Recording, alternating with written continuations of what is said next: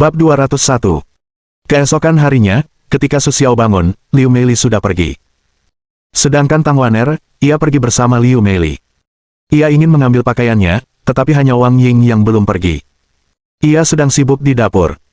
Ketika Su Xiao berdiri di pintu dapur dan menatap Wang Ying, ia merasakan suasana rumah. Setelah pulang, akan ada seorang wanita yang peduli padamu. Setiap pagi, akan ada seorang wanita yang bangun pagi dan menyiapkan sarapan untukmu. Melihat Wang Ying yang sibuk, Su Xiao benar-benar tersentuh. Ia diam-diam berjalan ke punggung Wang Ying dan memeluk pinggang Willow Wang Ying dengan erat. Wang Yinggang hendak berbalik dan meminta Su Xiao untuk tidak membuat masalah, tetapi sebelum suaranya keluar, ia dihalangi oleh Su Xiao dengan bibirnya sendiri. Ya. Sekarang Wang Ying tidak bisa bersuara. Sekalipun ada suara, itu menjadi semacam godaan. Dengan cara ini, sebuah ciuman panjang dimulai. Pada saat yang sama, tangan Su Xiao mulai berenang perlahan di tubuh Wang Ying dan mulai menyerang tempat-tempat penting Wang Ying. Pada awalnya, Wang Ying masih bisa melawan, tetapi setelah waktu yang lama, kemampuan perlawanan Wang Ying sudah lemah. Tepat ketika Wang Ying akan jatuh sepenuhnya, bau pasta datang dari hidung mereka. Sekarang keduanya sadar. Meskipun Su Xiao sangat kesal, tidak ada jalan lain. Bagaimanapun, Su Xiao tahu bahwa sekarang bukan kesempatan, jadi dia hanya bisa menyerah. Bagaimanapun, masih ada banyak waktu, dan Su Xiao tidak peduli dengan waktu yang singkat itu. Setelah itu, Su Xiao dan Wang Ying mulai membersihkan bubur yang telah terbakar. Tetapi selama periode ini, Su Xiao menerima banyak keluhan dari Wang Ying. Jika bukan karena Su Xiao, dia tidak akan pernah membakar bubur itu. Setelah berkemas, Wang Ying siap untuk melakukannya lagi, tetapi Su Xiao berkata lupakan saja dan ajak Wang Ying keluar untuk makan sederhana. Lagi pula, Wang Ying harus pergi bekerja nanti. Jika dia terus menunda, Wang Ying akan terlambat bekerja. Meskipun Su Xiao tidak peduli, Wang Ying tidak akan peduli sebanyak Su Xiao. Daripada menunggu Wang Ying sarapan, lebih baik membiarkan Wang Ying keluar sendiri. Setelah makan sedikit di luar, Su Xiao mengirim Wang Ying kembali ke perusahaan. Setelah meninggalkan Wang Ying, Su Xiao tahu bahwa pekerjaannya belum selesai. Jika dia memiliki terlalu banyak pacar, dia akan berada dalam masalah. Bahkan jika dia memiliki satu untuk menemani selama beberapa hari. Jadi setelah meninggalkan Wang Ying, Su Xiao langsung pergi melukis mimpi. Bagaimanapun, Jiang Ke'er masih di sini. Jika dia tidak kembali menemaninya, Jiang Ke'er akan marah lagi. Ketika Su Xiao datang ke Dream Painting, ia mendapati Dream Painting hari ini sangat meriah, seolah-olah ia sedang terlibat dalam kegiatan berskala besar. Akhirnya, Su Xiao bertanya dan menyadari bahwa hari ini adalah kompetisi melukis yang diselenggarakan bersama oleh beberapa kota terdekat. Namun, ada persyaratan untuk kompetisi ini, yaitu mereka yang berusia di atas 40 tahun tidak diperbolehkan berpartisipasi, yang lain hanya memenuhi persyaratan, dan mereka yang direkomendasikan oleh perusahaan dapat berpartisipasi. Hanya saja Su Xiao tidak dapat membangkitkan minat apapun dalam permainan seperti itu, jadi ia hanya menanyakannya dan tidak memperhatikannya. Sekarang Su Xiao hanya ingin segera memasuki Dream Painting dan menemukan Jiang Ke'er. Tetapi yang tidak diketahui Su Xiao adalah bahwa Jiang Ke'er sedang sibuk berurusan dengan satu orang saat ini, yaitu Baizu. Bukan karena Baizu punya ide buruk, tetapi Baizu meminta Jiang Ke'er untuk menghubungi Su Xiao, berharap Su Xiao dapat mengambil bagian dalam kompetisi, tetapi ia telah membuat beberapa panggilan telepon, dan tidak ada yang menjawab. Sebagai upaya terakhir, Baizu hanya dapat menemukan Jiang Ke'er. Awalnya, ia bisa meminta bantuan Baisa, tetapi Baisa selalu tidak menyukai lukisan mimpi Baizu. Karena itu, Baizu tahu bahwa meskipun ia meminta bantuan Baisa sendiri, ia mungkin tidak akan mendapatkan bantuan apapun. Ia bahkan mungkin akan diolok-olok Baisa. Petik 2. Manajer Bai, bukannya aku tidak membantu, tapi aku tidak bisa menghubungi Su Xiao. Hanya setiap hari Minggu, Su Xiao akan menelepon balik, dan di waktu lain aku tidak bisa menghubunginya. Petik 2. Kalau kau tidak percaya, aku bisa memberimu satu sekarang, tapi aku baru saja mengatakannya. Jangan salahkan aku kalau aku tidak bisa menghubungimu. Kemudian Jiang Ke'er mengeluarkan ponselnya dan menghubungi nomor Su Xiao, tetapi kali ini tidak ada suara seperti, ponsel yang kau hubungi sedang tidak dalam layanan untuk saat ini. Ketika Jiang Ke'er menunggu Su Xiao menjawab, Su Xiao telah memasuki kamar Jiang Ke'er dan melihat Baizu di samping, sementara Jiang Ke'er sedang memegang ponsel. Namun, mereka terlalu teliti, jadi meskipun Su Xiao masuk, mereka tidak akan tahu. Tepat saat Su Xiao memasuki pintu, ponsel Su Xiao berdering. Dering ponsel itu menarik perhatian Baizu dan Jiang Ke'er. Keduanya menoleh untuk melihat. Ketika mereka melihat pria di depan pintu, mereka berdua tertawa bahagia. Atraktilodes Macrocephala muncul karena Su Xiao telah kembali. Selama Su Xiao setuju, itu seperti menangkapnya dengan tangan. Jiang Ke'er sangat sederhana, tanpa tujuan sedikit pun, hanya karena Su Xiao dapat melihat dirinya sendiri dan merasa bahagia. Karena dalam 2 bulan terakhir, Jiang Ke'er akan bosan setengah mati oleh Namongki. Jika bukan karena wilayah keluarga Bai dan Namongki tidak berani terlalu sombong, dia mungkin bisa membuat pria yang kuat secara langsung. Setiap kali Namongki datang, selama Baizu ada di sana, dia akan menolak untuk sementara waktu. Jadi Namongki tidak berani terlalu terang-terangan, tetapi dia kembali untuk mengganggu Jiang Ke'er sesekali, yang masih mengganggu Jiang Ke'er. Namun, Jiang Ke'er tidak punya pilihan. Jika bukan karena dia benar-benar suka melukis, dia siap untuk pergi. Bahkan ide ini telah ada di benak Jiang Ke'er beberapa kali. Setiap kali, Jiang Ke'er akan membujuk dirinya sendiri untuk tinggal, tetapi dia masih lelah dengan campur tangan Namongki. Sekarang sulit untuk melihat Su Xiao. Tentu saja, Jiang Ke'er sangat bersemangat. Ketika Su Xiao kembali, dia tampaknya memiliki tulang punggung. Selama Nan Gongqi berani datang lagi lain kali, ia akan membiarkan Su Xiao mengurusnya, agar ia tidak terus-menerus merepotkan diri. Tentu saja, mustahil bagi Su Xiao untuk mengetahui pikiran Jiang Ke'er. Melihat Baizu di kamar Jiang Ke'er meneleponnya lagi. Su Xiao tahu bahwa Baizu pasti ada hubungannya dengan dirinya, tetapi ia mengatur agar Jiang Ke'er menghubunginya. Ada apa? Su Xiao langsung bertanya terlebih dahulu. Su Xiao mungkin menduga bahwa itu pasti ada hubungannya dengan persaingan di luar, tetapi ia tetap harus bertanya terlebih dahulu untuk mengambil inisiatif. Baiklah, kuharap kau bisa ikut serta dalam kompetisi melukis yang diselenggarakan bersama oleh beberapa kota di sekitarnya. Kami tidak perlu merepotkanmu untuk hal seperti itu, tetapi Beijing harus berpartisipasi kali ini. Meskipun kekuatan kami tidak buruk, masih ada celah antara kami dan orang-orang dari Beijing, jadi kuharap kau bisa menyelesaikannya sendiri kali ini. Setelah itu, Atraktilodes Macrocephala berhenti sejenak untuk melihat ekspresi Su Xiao, tetapi ia melihat Su Xiao sama sekali tidak berekspresi. Untuk sesaat, Atraktilodes Macrocephala tidak tahu apa yang ada di pikiran Su Xiao. Tentu saja, kami tidak akan membiarkanmu melakukannya dengan cuma-cuma. Aku tahu hal-hal biasa tidak dapat memenuhi persyaratanmu. Yang bisa kulakukan adalah mempromosikan posisi Jiang Ke'er. Su Xiao tidak punya cara untuk menolak permintaan Atraktilodes Macrocephala. Lagi pula, bukan hanya Jiang Ke'er yang ada di sini dan membutuhkan perlindungan Atraktilodes Macrocephala, tetapi juga Atraktilodes Macrocephala memiliki identitas khusus, yaitu, Atraktilodes Macrocephala masih merupakan kakak laki-laki Bai Sasa. Dengan hubungan ini, Su Xiao tidak bisa melepaskannya. Yah, aku tahu. Jangan khawatir. Aku sudah menyetujui permintaanmu. Kamu bisa memberitahuku sehari sebelum pertandingan, kata Su kepada Baizu sambil tersenyum. Baiklah, kau ingat, pertandingan kita akan dimulai besok, tapi besok adalah babak penyisihan. Hanya melalui babak penyisihan besok, kita akan menentukan waktu akhir pertandingan.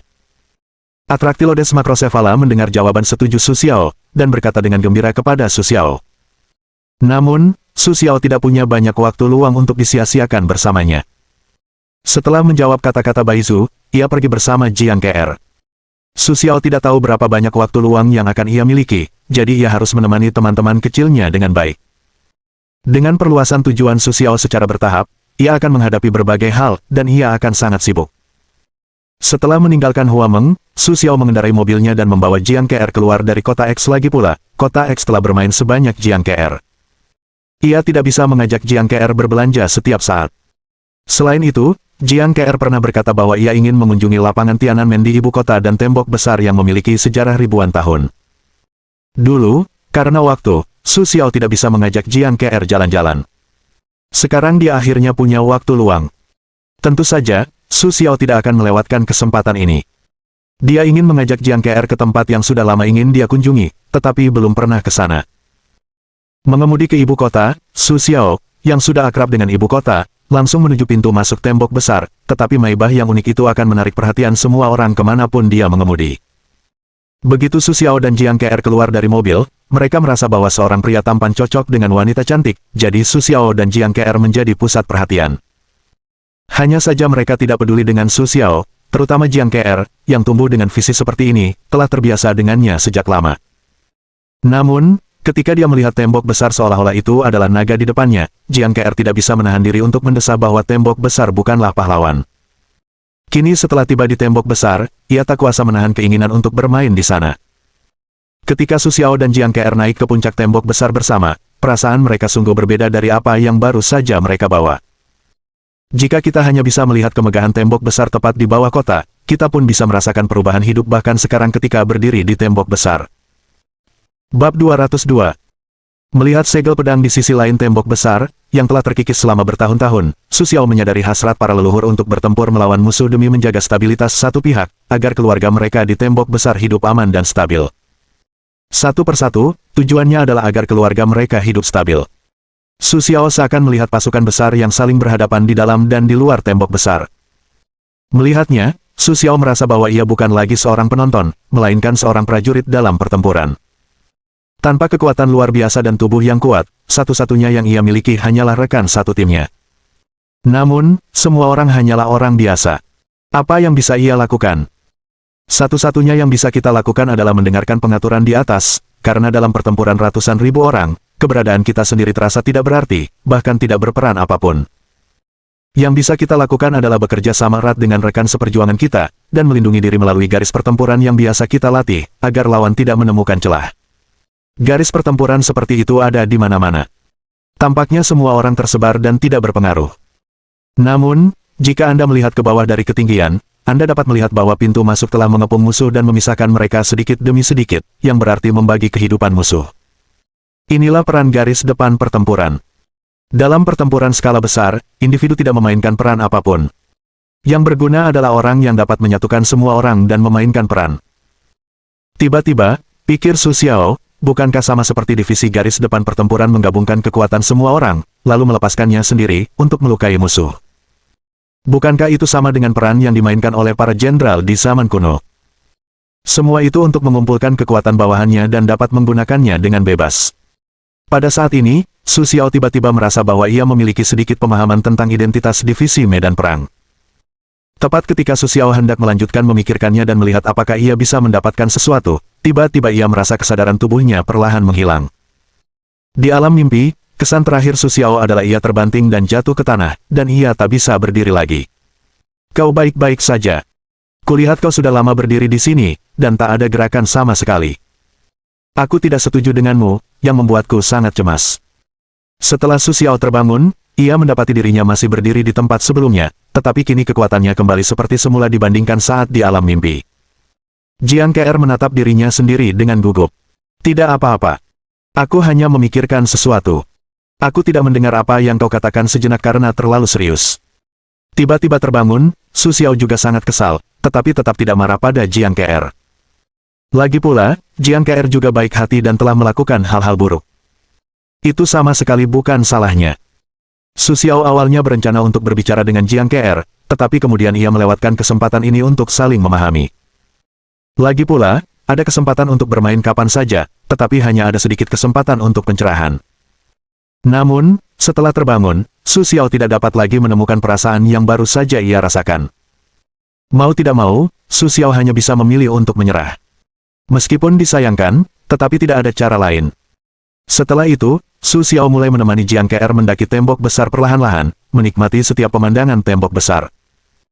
Harus diakui, letaknya memang tepat di seberang tembok besar, tetapi bagian dalam dan luar tembok besar adalah dua pemandangan yang berbeda, memberikan kesan visual yang berbeda pula. Dengan cara ini, mereka menghabiskan pagi hari di tembok besar. Meskipun sedikit lelah, Su Xiao dan Jiang Ke'er merasa itu sepadan. Tentu saja, ada banyak foto di ponsel Su Xiao. Lagi pula, jika datang ke sini sekali, bagaimana mungkin mengambil dua foto sebagai kenang-kenangan? Siang harinya, setelah Su Xiao dan Jiang Ke'er menuruni tembok besar, mereka hanya makan sesuatu, lalu bersiap untuk pergi ke Tiananmen untuk melihat kota terlarang yang megah. Karena punya tujuan, Jiang Ke'er tak sabar untuk melihatnya lebih awal. Jadi setelah makan malam, tanpa istirahat, mereka langsung berkendara ke kota terlarang. Hanya saja, tempat ini tidak seperti tembok besar. Kita bisa masuk kapan saja. Tiket harus dipesan terlebih dahulu.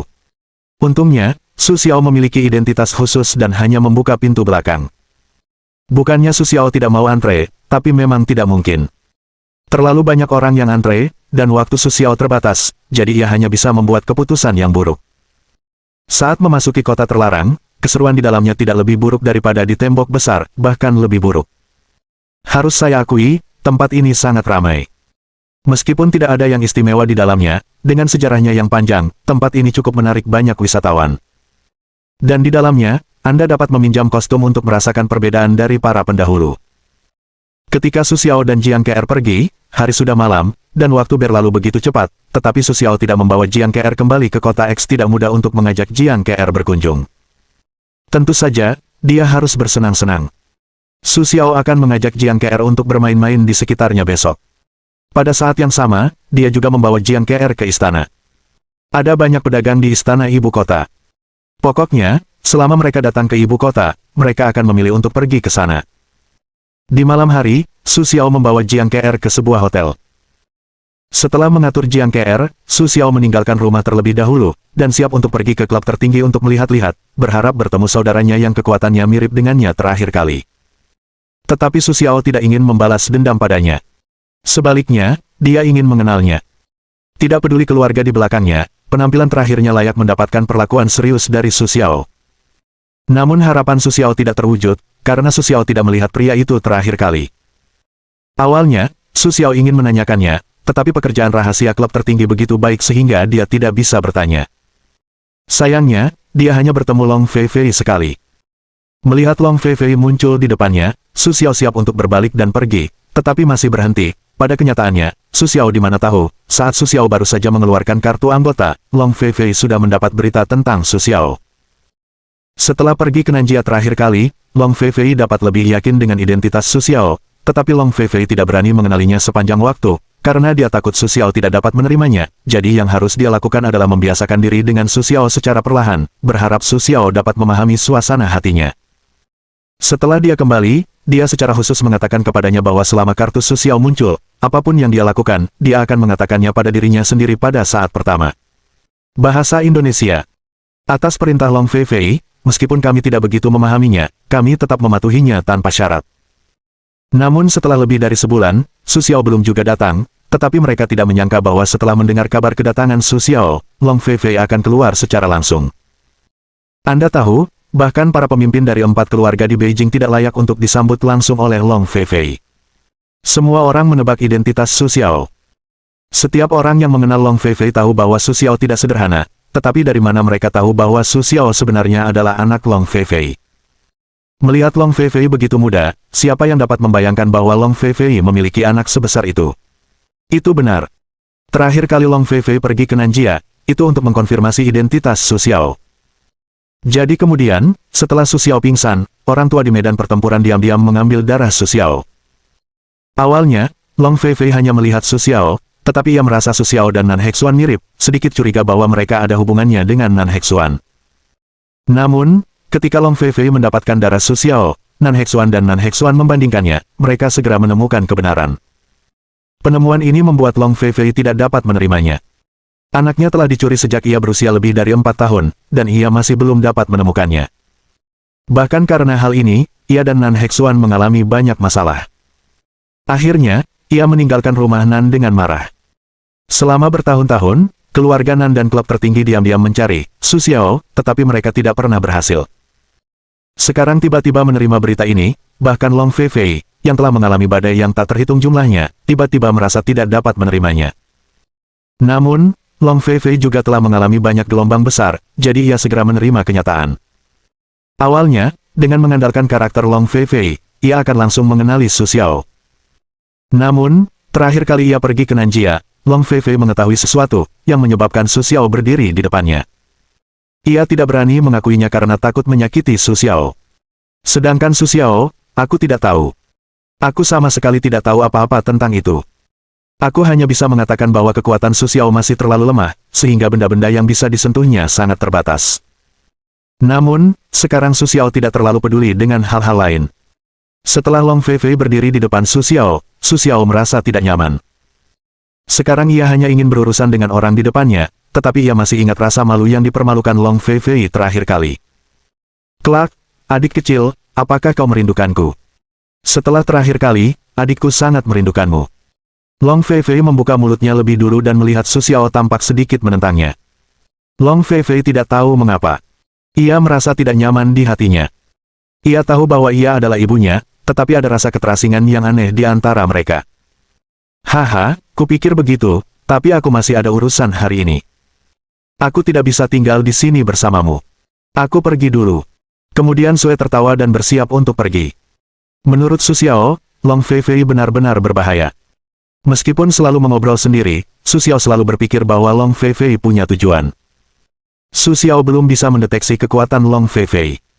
Untuk kekuatan seperti ini, Su Xiao berpikir, lebih baik ia tidak terlalu banyak kontak. Bab 203. Di mata Su Xiao, Long Feifei bagaikan ular yang cantik. Ia bisa menggigit dirinya sendiri kapan saja dan membuat dirinya tak punya jalan keluar. Ia tak suka perasaan tak bisa meraihnya, jadi ia begitu ingin pergi. Jika ia menyinggung mereka, ia tak bisa memakannya. Adakah yang lebih mendesak daripada mengobrol dengan wanita cantik sepertiku? Kau tahu, mustahil orang biasa mau mengobrol denganku. Sekarang kesempatan bagus seperti ini ada di depanmu. Bagaimana kau mau menyerah begitu saja? Setelah mendengar kata-kata Su Xiao, hati Long Feifei terasa sangat kehilangan. Ia tahu anaknya berdiri di depannya, tetapi ia tak bisa mengenalinya. Ia sudah sangat sedih. Sekarang ia hanya ingin menghabiskan lebih banyak waktu dengannya, tetapi itu sangat sulit. Namun, Long Feifei bukanlah orang yang mudah, jadi ia langsung mengobrol dengan Su Xiao dengan nada yang berbeda. Meskipun ia tidak tahu mengapa Su Xiao menolaknya, ia hanya bisa membangun hubungan baik dengan Su Xiao terlebih dahulu, baru kemudian perlahan-lahan memperbaiki pendapatnya. Namun, dari mana ia tahu, ini adalah ketakutan Su Xiao, atau bisa dikatakan juga peringatan Su Xiao. Kalau begitu aku benar-benar beruntung, tapi aku datang ke sini diam-diam hari ini. Sekarang sudah terlambat. Tentu saja aku harus kembali, atau aku akan membuat orang lain khawatir nanti. Setelah mengatakan itu, Su tersenyum dan mengucapkan selamat tinggal kepada Long Feifei. Melihat punggung Su Xiao, Long Feifei hanya merasakan sakit hatinya yang luar biasa. Namun Long Feifei tidak punya cara untuk menghentikan Su Xiao. Ia hanya bisa menyaksikan Su Xiao pergi perlahan hingga sosok Su Xiao menghilang di depan mata Long Feifei. Pada saat ini, Long Feifei tiba-tiba merasa pipinya sedikit basah. Long Feifei menyadari bahwa ia telah meneteskan air mata. Long Feifei ingat dengan jelas bahwa terakhir kali ia meneteskan air mata adalah lebih dari 20 tahun yang lalu ketika putranya, Su Xiao, dibawa pergi. Saat itu, ia seperti kehilangan semua dukungan spiritualnya dan hanya bisa membasuh wajahnya dengan air mata setiap hari. Setelah itu, Long Feifei tidak pernah meneteskan air mata karena hal lain, seolah-olah dia telah menguras semua air matanya saat itu.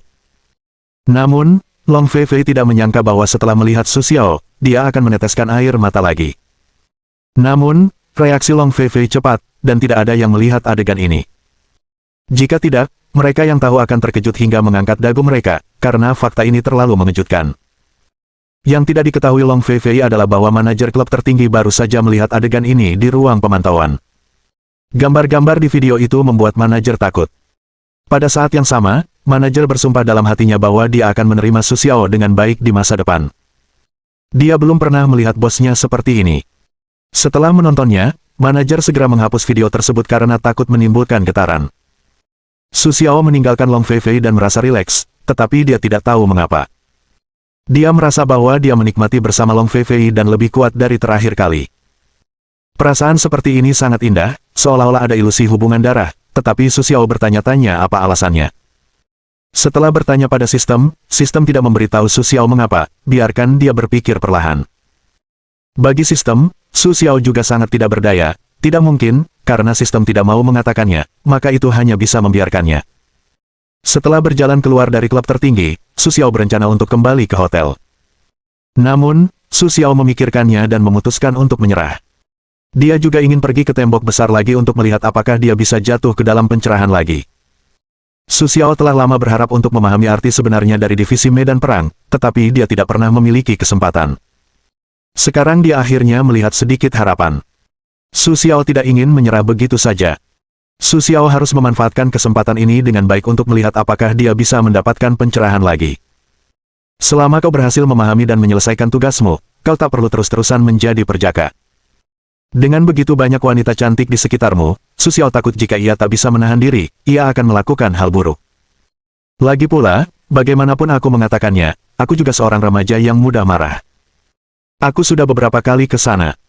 Jika bukan karena keributan yang tiba-tiba itu, Su Xiao mungkin telah melakukan kesalahan. Ketika aku datang ke tembok besar lagi, rasanya benar-benar berbeda dibandingkan dengan siang hari. Pemandangannya tampak banyak berubah, tetapi Su Xiao tidak datang untuk melihat pemandangan itu, jadi ia tidak terlalu memperhatikannya. Su Xiao ingin menggunakan jurus yang sama seperti di pagi hari untuk melihat apakah ia bisa mendapatkan pencerahan lagi. Setelah melihat bekas yang tertinggal di tembok besar untuk waktu yang lama, Su Xiao tidak mendapatkan apa-apa. Ia tahu bahwa kesempatan yang ia inginkan tidak datang. Ia tidak punya pilihan selain pergi. Su Xiao juga tahu bahwa pencerahan hanya bisa bergantung pada keberuntungan. Beberapa orang tidak akan pernah memiliki kesempatan seperti itu seumur hidup mereka. Dengan cara ini, Su Xiao kembali ke hotel, karena ia harus bersenang-senang dengan Jiang KR besok, jadi Su Xiao perlu menghemat energinya, kalau tidak, ia akan kehilangan semangat besok. Namun, yang tidak diketahui Su Xiao adalah setelah ia meninggalkan tembok besar, sesosok muncul di tempat ia berdiri tadi. Sosok ini perlahan menjadi nyata, yaitu orang yang ada di sana terakhir kali. Hanya saja sosok itu tidak melakukan apa-apa, hanya diam-diam memandangi bekas pisau dan bekas panah yang baru saja dilihat Su Xiao. Setelah lama memperhatikan, sosok itu pun menggelengkan kepalanya tak berdaya, lalu perlahan menghilang, seolah tak pernah muncul. Keesokan paginya, Su Xiao dibangunkan oleh Jiang KR. Meskipun Su Xiao ingin tidur lagi, melihat Jiang KR berdiri di depannya, Su Xiao tahu bahwa dia tidak bisa tidur lagi. Bangun saja bisa, tetapi bagaimana juga membutuhkan Jiang KR untuk memberi sedikit kesejahteraan pada dirinya sendiri. Su Xiao meraih Jiang KR di samping tempat tidur. Sebelum dia sempat melawan, dia menariknya ke dalam pelukannya dan langsung menggunakan mulut besarnya untuk menghentikan mulut ceri Jiang KR yang menarik. Dia mulai mencicipi giok Jiang KR yang berair tanpa rasa takut. Tangannya juga mulai berenang di tubuh Jiang KR dan menyentuhnya dengan tidak jujur. Awalnya, Jiang KR masih melawan. Kemudian, secara bertahap, Jiang KR menyerah dan membiarkan Su Xiao melakukan kenakalan. Ciuman itu berlangsung sampai keduanya mulai kesulitan bernapas. Kemudian, Jiang KR menemukan kesempatan untuk melarikan diri dari Su Xiao.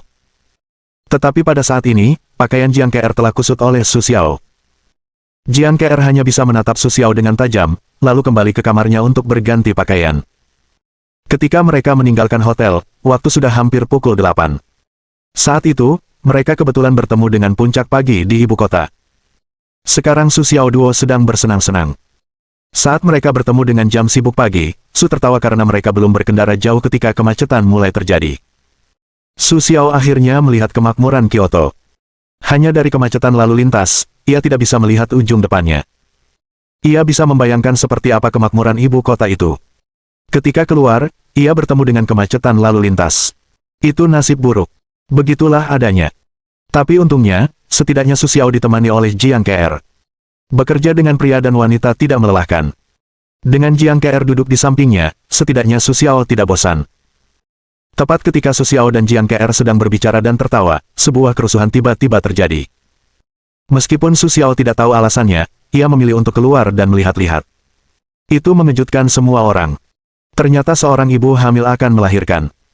Anda tahu, macet di jam sibuk pagi hari di ibu kota. Tidak ada jalan untuk pergi untuk sementara waktu. Situasi saat ini membuat mobil ibu hamil tidak bisa masuk, keluar, atau keluar.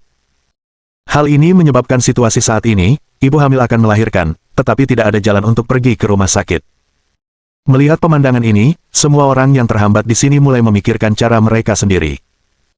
Mereka ingin memindahkan mobil agar ibu hamil bisa pergi ke rumah sakit, tetapi karena lalu lintas terlalu padat, semakin mereka membiarkan ibu hamil itu pergi, semakin sempitlah jalannya.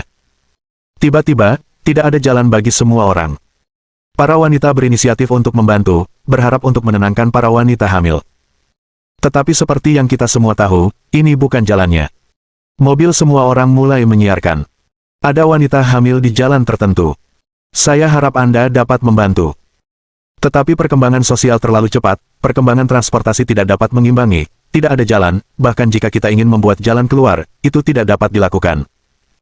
Setelah meninggalkan mobil, Jiang KR langsung pergi ke wanita hamil itu, tetapi dia adalah seorang gadis muda yang belum pernah mengalami hal seperti itu, jadi dia hanya bisa membantu berdoa. Dalam perjalanan, ada dua orang yang memiliki anak. Mereka terus-menerus menghibur wanita hamil itu untuk membuatnya tetap tenang, karena mereka tahu bahwa mereka tidak boleh panik saat ini. Jika terjadi sesuatu, itu akan merepotkan. Satu-satunya hal yang dapat mereka lakukan sekarang adalah menstabilkan suasana hati wanita hamil dan berharap untuk mendapatkan bantuan sesegera mungkin. Su Xiao juga memperhatikan, tetapi saat ini, ada beberapa jarum perak di tangannya, siap membantu ketika wanita hamil tidak dapat bertahan. Untuk saat ini, Su Xiao hanya bisa menonton sepanjang waktu, karena ada perbedaan besar antara memiliki bayi dan sakit. Meskipun Su Xiao memiliki kemampuan untuk menghidupkan kembali keahliannya, dia masih sedikit enggan melahirkan anak. Itu adalah apa yang disebut profesi yang memiliki keahlian. Apa yang dipelajari Su Xiao berbeda dari kebidanan. Apa yang bisa dia lakukan adalah menyelamatkan wanita hamil ketika dia tidak bisa, untuk menyelamatkan nyawa orang dewasa. Telapak tangan. Su Xiao banyak berkeringat sekarang, karena situasinya adalah satu mayat dengan dua nyawa. Jika dia membuat kesalahan, dia akan menyebabkan masalah besar. Dia hanya bisa melihat wanita hamil itu sendiri. Dia berharap jalan akan dibersihkan lebih awal dan mereka dapat dikirim ke rumah sakit sesegera mungkin. Tepat ketika Su Xiao dan yang lainnya sedang menunggu, polisi lalu lintas tiba. Karena jalan raya, mereka juga mengendarai sepeda motor, namun keadaan ibu hamil saat ini tidak layak untuk mengendarai sepeda motor, jadi mereka tidak berperan apa-apa, mereka hanya bisa menonton. Bab 204. Sementara polisi lalu lintas membiarkan tim pengerukan mempercepat laju, mereka melaporkan situasi darurat di sini ke markas besar, berharap markas besar dapat menemukan solusi. Namun, situasi ini tidak dapat diselesaikan dengan mudah. Tidak ada solusi yang baik untuk saat ini. Kami hanya dapat menambah jumlah tim pengerukan, berharap dapat mempercepat laju pengerukan. Namun, pada saat ini, tiba-tiba terjadi insiden seorang wanita hamil. Wanita hamil itu mulai mengalami pendarahan, dan suami wanita hamil itu mulai panik. Di jalan, tidak ada cara untuk memiliki anak, ditambah lagi, bahkan jika Anda ingin memiliki anak, tidak ada dokter. Tidak ada cara, suara tangisan wanita hamil itu terdengar di telinga Su Xiao, banyak orang di sekitarnya menangis. Sekarang adalah saat yang kritis. Su Xiao tahu bahwa ia tidak bisa menunggu lebih lama lagi. Ia harus berdiri. Aku tidak bisa menahannya. Aku akan melahirkan di sini. Jika ada orang yang telah melahirkan di sini, berdiri dan bantu. Jika tidak, semakin lama tertunda, semakin berbahaya bagi ibu dan anak. Su Xiao berkata kepada suami wanita hamil itu sambil tersenyum. Setelah mendengarkan kata-kata Su Xiao, suami wanita hamil itu juga tahu bahwa kata-kata Su Xiao benar, tetapi ia masih ragu untuk mengambil keputusan. Sekarang, keputusannya sendiri mungkin berkaitan dengan nasib dua orang terdekatnya, jadi Li Ming, suami wanita hamil itu, sudah terlambat untuk berbicara, jadi ia tidak dapat mengambil keputusan. Su Xiao juga tahu bahwa saat ini orang yang paling cemas adalah Li Ming, tetapi masih belum ada jalan keluar. Ia harus mendesak Li Ming untuk mengambil keputusan sesegera mungkin. Sekarang semuanya ada di hadapanmu. Semua pilihan ada di tanganmu. Aku dapat memberitahumu dengan bertanggung jawab bahwa aku tahu pengobatan Tiongkok. Yang bisa kulakukan adalah membantumu menyelamatkan nyawa istrimu. Ini yang terbaik yang bisa kulakukan. Aku tidak bisa menjamin apapun lagi. Kalau kau tidak percaya, kau akan menunggu sampai ke rumah sakit. Tapi kau bisa melihat kondisi istrimu, dan aku tidak bisa menjamin apakah dia masih bisa pergi ke rumah sakit. Dan kalaupun istrimu bisa bertahan, bagaimana dengan anak-anakmu? Sekarang kau masih bisa bertengkar, tapi kalau kau menundanya sebentar, mungkin tidak ada kesempatan. Kau adalah kepala keluarga, dan kaulah satu-satunya yang bisa memutuskan segalanya tentang mereka. Petik 2. Setelah itu, Su tersenyum dan menatap Li Ming dengan tenang. Saat ini, Li Ming sudah berkeringat, dalam cuaca yang tidak terlalu panas ini, berkeringat, kita bisa melihat Li Ming khawatir. Su Xiao juga tahu bahwa kata-katanya terlalu berat, tapi dia benar-benar tidak bisa menahannya. Su Xiao harus memaksa Li Ming untuk membuat keputusan cepat. Bisakah kau benar-benar menyelamatkan nyawa istriku? Li Ming tergagap dan berkata kepada Su sambil tersenyum. Ya, seperti yang kukatakan, yang terbaik yang bisa kulakukan adalah menyelamatkan nyawa istrimu apapun yang terjadi selanjutnya. Inilah prinsipku. Baiklah, mari kita tinggal di sini. Setelah itu, Li Ming tampak telah mengerahkan seluruh tenaganya dan terdiam. Sekuat apapun seseorang, sangat sulit untuk membuat keputusan seperti itu, karena tidak ada harapan sama sekali. Itu hanyalah pertaruhan. Setelah Li Ming menyetujuinya, Su Xiao tidak berkata apa-apa. Ia meminta Jiang Ke'er untuk mengisi baskom pinjaman dengan air, lalu meminta para wanita yang baru saja melahirkan untuk bersiap-siap. Tidak ada yang pernah mengalami hal seperti itu, jadi mereka tidak berpengalaman. Su Xiao perlahan memberitahu mereka apa yang perlu mereka perhatikan. Pada saat yang sama, ia memindahkan wanita hamil itu dari kursi penumpang ke kursi belakang dan perlahan berbaring. Su Xiao juga tahu itu tidak nyaman, tetapi tidak mungkin. Letaknya di jalan utama, dan kondisinya terbatas, jadi hanya bisa dilakukan dengan cara sederhana. Di saat yang sama, Su Xiao juga menginginkan kain dari tempat lain, mengelilingi seluruh mobil, lalu meminta air kepada semua orang. Lagi pula, memiliki bayi membutuhkan banyak air, yang harus disiapkan sebelumnya. Awalnya, Su Xiao mengira ia tidak dapat menemukan air panas, tetapi yang tidak ia duga adalah banyak orang akan memiliki air panas di mobil mereka. Anda dan saya mendapat banyak air panas. Pada saat ini, sepenuhnya menunjukkan kebajikan yang luar biasa bahwa satu pihak mengalami kesulitan dan semua pihak mendukung. Mereka yang memiliki kemampuan untuk memberikan bantuan dan mereka yang tidak memiliki kemampuan dapat membantu. Dengan cara ini, aktivitas penyelamatan jiwa baru di jalan dimulai. Dengan segala sesuatunya siap, semua orang mulai berdoa dalam hati untuk kehidupan baru. Pada saat ini, jalan yang macet dipenuhi dengan cinta. Semua orang berharap untuk menyaksikan kedatangan kehidupan baru. Semua orang menunggu. Namun berbeda dari mereka yang berdoa, wanita hamil hari ini telah membasahi pakaian mereka dengan keringat. Semua orang dapat mendengar tangisan wanita hamil. Pada saat yang sama, setiap pria dipenuhi dengan cinta ketika dia melihat wanita di sampingnya saat ini. Karena saat ini, mereka akhirnya tahu betapa besar pengorbanan yang telah dilakukan wanita di sekitar mereka. Rasa sakit memiliki anak saja dapat menutupi semua kekurangan mereka. Meskipun mereka tidak memiliki pengalaman pribadi, kini setelah mendengarkan jeritan ibu hamil, mereka tahu bahwa ibu hamil pasti merasakan sakit yang tak tertahankan seperti orang biasa. Hanya satu orang yang telah banyak menderita yang bisa begitu patah hati. Li Ming kini telah keluar dari mobil, tetapi ia tak bisa berhenti sejenak. Sayangnya, ia tak bisa berbuat apa-apa, jadi ia hanya bisa berjalan-jalan. Saat ini, Li Ming berharap bisa membantu istrinya menahan rasa sakit, tetapi ia tidak bisa. Sudahlah, kau tidak perlu berjalan-jalan. Aku lelah jika kau tidak menggangguku. Untunglah istrimu bisa menangis sekeras itu sekarang. Petik 2. Jadi kau tidak perlu khawatir. Yang bisa kita lakukan sekarang adalah menunggu perlahan dan menunggu hasilnya di dalam.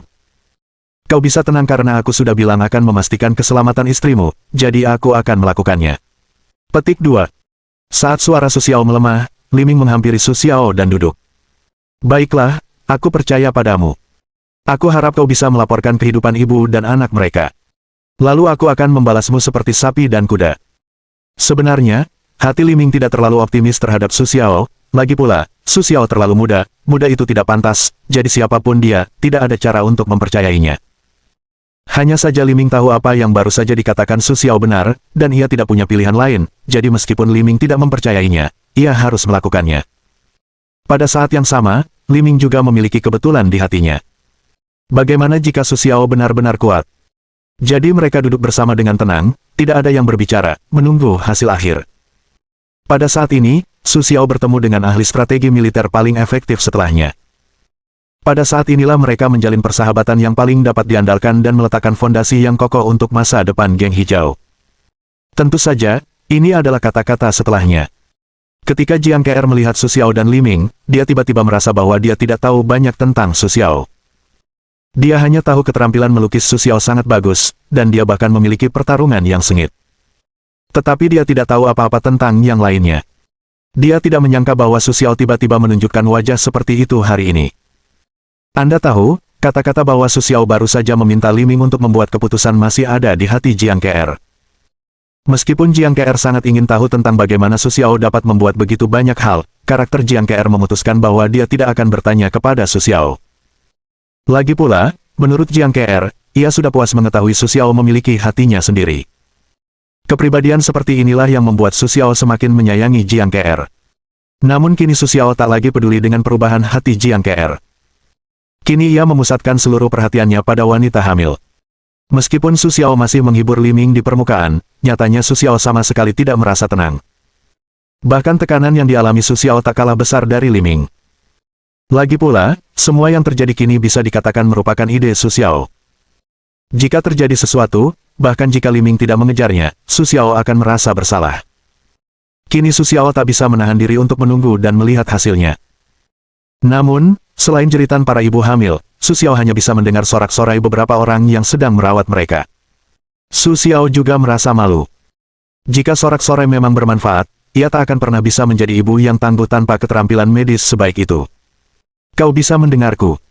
Aku tahu kau sedang menderita sekarang, tapi sekarang kita tak punya pilihan selain melihat dirimu sendiri. Bayangkan suamimu yang menunggu di luar, bayangkan bayi yang akan lahir di perutmu. Kau harus mendengarkanku sekarang, jangan berteriak. Aku tahu kau kesakitan, tapi berteriak saja tidak akan berpengaruh. Yang harus kau lakukan sekarang adalah menarik napas dalam-dalam, lalu mengembuskannya perlahan. Ayo, sekarang ikuti ritmeku, tarik dan hembuskan napas perlahan. Di belakang, Su Xiao berkata perlahan, karena Su Xiao tahu tidak mudah untuk menyesuaikan diri sekaligus, dan ia masih menderita, jadi ia hanya bisa bernapas perlahan. Benar saja, setelah Su Xiao terus memanggil untuk membiarkannya menarik dan mengembuskan napas, suara wanita hamil itu mulai melemah. Su Xiao tahu kata-katanya berpengaruh. Karena Su Xiao adalah seorang pria, dia tidak bisa masuk secara langsung. Dia hanya bisa menilai dari perubahan suara wanita hamil. Namun, pada saat ini, keuntungan bawaan dari seni bela diri muncul. Pendengaran seni bela diri sangat sensitif, dan mereka dapat mendengar suara-suara halus. Su Xiao tahu bahwa lebih banyak dorongan harus diberikan kepada wanita hamil saat ini, jadi dia memberitahu Li Ming untuk berbicara tentang keindahan di antara mereka dan masa depan mereka yang cerah. Meskipun ini tidak benar, itu tidak penting, karena Su Xiao hanya memberi wanita hamil kesempatan untuk melihat harapan. Hanya ketika wanita hamil memiliki keinginan kuat untuk bertahan hidup, mereka dapat berhasil. Jika wanita hamil tidak memiliki harapan, maka usaha orang lain pun tidak berguna. Jadi Su Xiao ingin memberi wanita hamil masa depan yang cerah dan membiarkan mereka mengisi ulang tenaga. Pekerjaan pengerukan masih berlangsung, hanya karena jam sibuk pagi hari terlalu sibuk. Sekarang Su Xiao tertawa bahwa mereka belum mendengar sepatah kata pun. Bab 205. Kini semua orang tak lagi menunggu di rumah sakit. Mereka menaruh harapan pada Su Xiao dan berharap ia berhasil. Ayolah, kau harus percaya bahwa kau yang terbaik. Suamimu masih menunggumu di luar. Sekaranglah saatnya kau bekerja keras. Saat anakmu lahir, keluargamu akan bersatu kembali. Su tersenyum dan menatap Li Ming.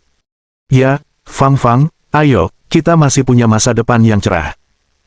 Aku bilang akan mengajakmu keliling dunia, tapi sekarang janjiku belum jadi.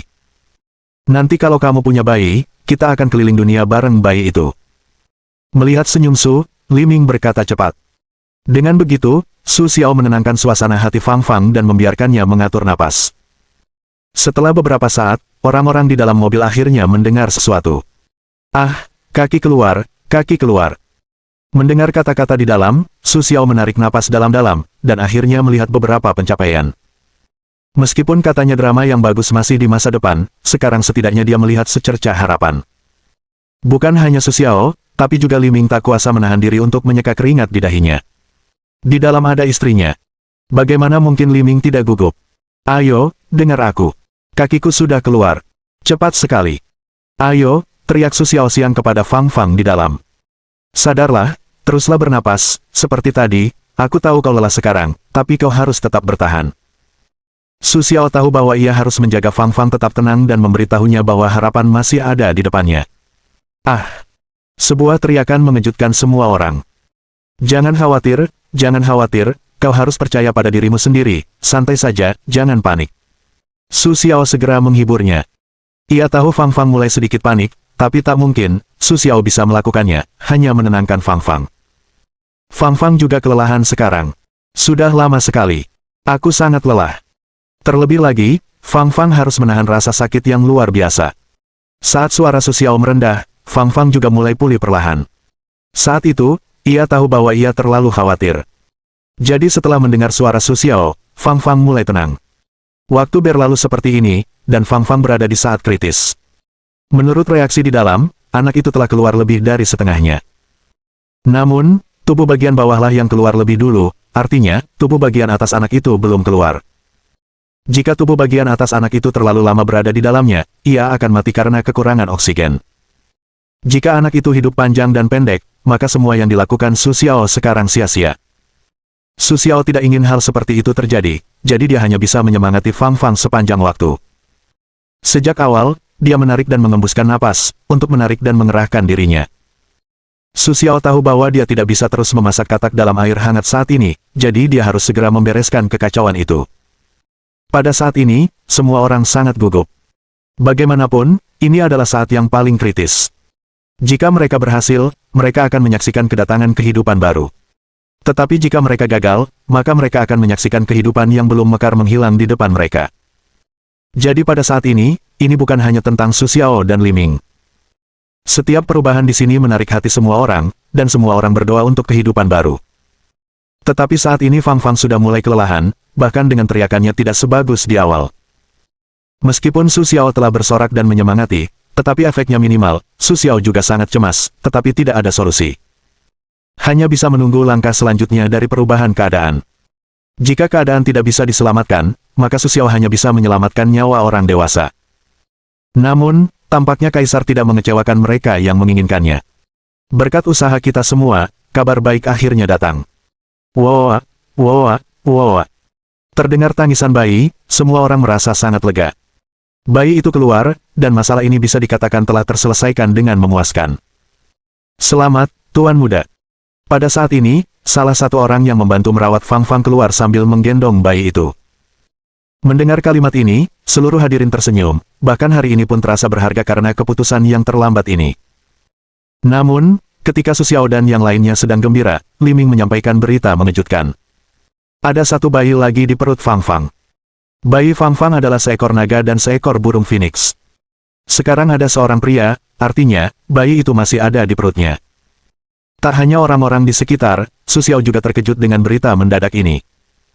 Perlu diketahui bahwa satu konsep sama sekali berbeda dari dua konsep. Kini, hanya satu konsep yang telah menguras tenaga Fang Fang. Tanpa diduga, masih ada satu lagi di perutnya. Sekarang, semuanya sulit. Sekalipun Su Xiao mampu, Fang Fang sendiri harus berpegang teguh pada itu. Setelah mendengar kabar itu, Su Xiao tak kuasa menahan diri untuk tidak berjalan-jalan, mencoba mencari cara untuk melindungi ibu dan putrinya. Melihat senyum Su, Li Ming merasa tidak senang meskipun ia sedang menggendong anaknya. Lagi pula, ada ibu dan anak perempuan yang dalam bahaya. Tuan Su, kalau Anda benar-benar tidak bisa, saya akan merepotkan Anda untuk menjaga yang besar. Setelah itu, Li Ming tidak berbicara lagi, karena Li Ming tahu ia tidak bisa memainkan peran apapun. Lebih baik ia diam dan melihat apakah Su Xiao bisa menemukan jalan keluar. Jika pada akhirnya ia memang tidak bisa menemukan jalan keluar, Li Ming akan mengakuinya, karena ia tahu Su Xiao telah berusaha sekuat tenaga. Saat ini, Fang Fang sudah tidak berdaya, bahkan tangisannya pun tampak begitu pucat. Su Ming tersenyum dan mengerutkan kening. Saat ini, ia tidak bisa bersembunyi lagi. Ia harus mengatasi kelelahan fisik Fang Fang, kalau tidak semuanya akan sia-sia. Li Ming, sekarang aku harus masuk dan membantu Fang Fang mengembangkan potensinya dengan jarum perak. Kalau tidak, dengan kondisi fisiknya saat ini, mustahil untuk bertahan, tapi kau tahu, aku akan masuk sekarang. Su Xiao tidak melanjutkan. Li Ming adalah pria yang cerdas. Ia tahu apa yang ia maksud. Silakan. Sekarang kau seorang dokter. Di mata dokter, tidak ada perbedaan antara pria dan wanita. Tanggung jawabmu adalah merawat pasien. Baik pria maupun wanita adalah pasienmu di matamu. Meskipun aku hanya berhubungan sebentar denganmu, aku percaya pada karaktermu. Jika kau memang tidak punya karakter yang baik, aku tidak bisa memaksamu untuk melahirkan di tempat. Aku percaya padamu. Berbicara dengan orang pintar memang mudah. Bahkan jika Su Xiao tidak selesai berbicara, Li Ming tetap dapat memahami maksud Su Xiao tanpa ragu, karena ia tahu ia tidak punya pilihan lain. Bagaimanapun, ia harus mati sebagai dokter kuda yang masih hidup. Setelah menunggu jawaban tegas dari Li Ming, Su Xiao langsung masuk ke ruang produksi, terbungkus kain. Setelah masuk, Su Xiao melihat Fang Fang terbaring di kursi di belakang mobil, kelelahan dan tak bergerak. Meskipun para wanita yang bertanggung jawab mengurus kelahiran Fang Fang sangat heran mengapa Su Xiao tiba-tiba datang, karena suami orang lain tidak mengatakan apa-apa, sulit bagi mereka untuk bertanya lebih lanjut. Mereka hanya menonton dengan tenang dan ingin tahu apa yang akan dilakukan Su Xiao. Maaf, kakak ipar, tapi aku tak bisa menahannya. Kondisi fisikmu saat ini tidak memungkinkan untuk melahirkan lagi, jadi aku harus datang dan membantumu merangsang potensi tubuhmu. Petik 2. Ini mungkin sedikit membahayakan tubuhmu, tetapi selama kau menjaga dirimu sendiri di masa mendatang, kau akan bisa pulih perlahan. Kalau tidak, anak di dalam perutmu mungkin tidak akan bisa bertahan, dan kau pun akan berada dalam bahaya, jadi kuharap kau bisa mengerti. Petik 2. Su Xiao berkata kepada Fang Fang. Setelah mendengarkan kata-kata Su Xiao, Fang Fang mengangguk kepada Su Xiao untuk menunjukkan bahwa ia mengerti. Ketika mendengar suara Su Xiao, Fang Fang tahu bahwa dialah yang baru saja memberitahunya apa yang harus dilakukan di luar. Bahasa Indonesia. Jika bukan karena bimbingan Su Xiao, dia mungkin tidak akan bisa melahirkan anak pertamanya, jadi Fang Fang tahu bahwa satu-satunya hal yang bisa dia lakukan sekarang adalah mendengarkan Su Xiao. Setelah mendapatkan persetujuan Fang Fang, Su Xiao tidak ragu-ragu. Dia memerintahkan beberapa orang untuk keluar terlebih dahulu, dan kemudian meminta mereka untuk membuat sesedikit mungkin suara di luar untuk memberi diri mereka lingkungan yang tenang. Setelah melihat semua orang pergi, Su Xiao tidak peduli lagi. Dia menggunakan api yang diperkuat oleh api batin King Lian untuk menghilangkan racun, dan kemudian mulai membantu Fang Fang dengan suntikan.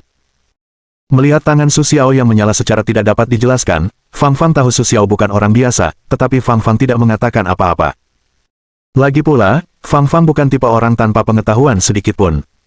Karena Su Xiao meminta mereka pergi, dia tentu tidak ingin orang-orang mengetahui kemampuannya, jadi dia harus berpura-pura tidak tahu. Harus dikatakan bahwa Su Xiao, yang memiliki tangan yang luar biasa, kuat. Setelah beberapa suntikan, Fang Fang merasa tubuhnya perlahan pulih, dan ia juga merasakan arus hangat mengalir di sekujur tubuhnya. Fang Fang bisa merasakan ketidaknyamanannya langsung hilang. Setelah melihat pemulihan Fang Fang, Su Xiao merasa lega. Lagi pula, ia baru saja melahirkan, dan Fang Fang mulai memiliki sedikit pengalaman. Selain itu, Su Xiao telah menggunakan kekuatan batinnya untuk membantu Fang Fang pulih dan menyesuaikan tubuhnya dengan kondisi terbaik. Su Xiao yakin Fang Fang akan berhasil. Ayo, percayalah pada dirimu sendiri. Putra dan suamimu masih menunggu ibu dan anakmu di luar. Setelah itu, Su Xiao pergi. Karena Su Xiao tahu bahwa hal berikutnya adalah urusan Fang Fang sendiri. Tidak ada gunanya baginya untuk tinggal di sini, dan itu tidak cocok untuk seorang pria. Setelah ia keluar sambil tertawa, ia mengubah orang-orang yang baru saja masuk. Ia memiliki pengalaman terakhir kali. Kali ini, ia berhasil menambahkan seorang putri kecil ke Li Ming tanpa banyak usaha.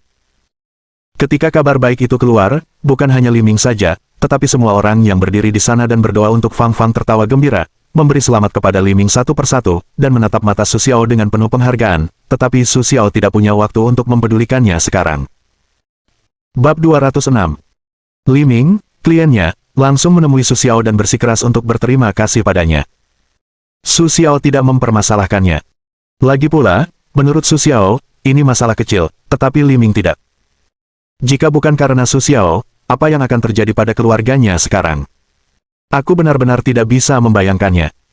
Menurut Li Ming, Su Xiao adalah penyelamat keluarganya. Jika dia membiarkan Su Xiao pergi seperti ini, dia benar-benar malu dengan kebaikan Su Xiao.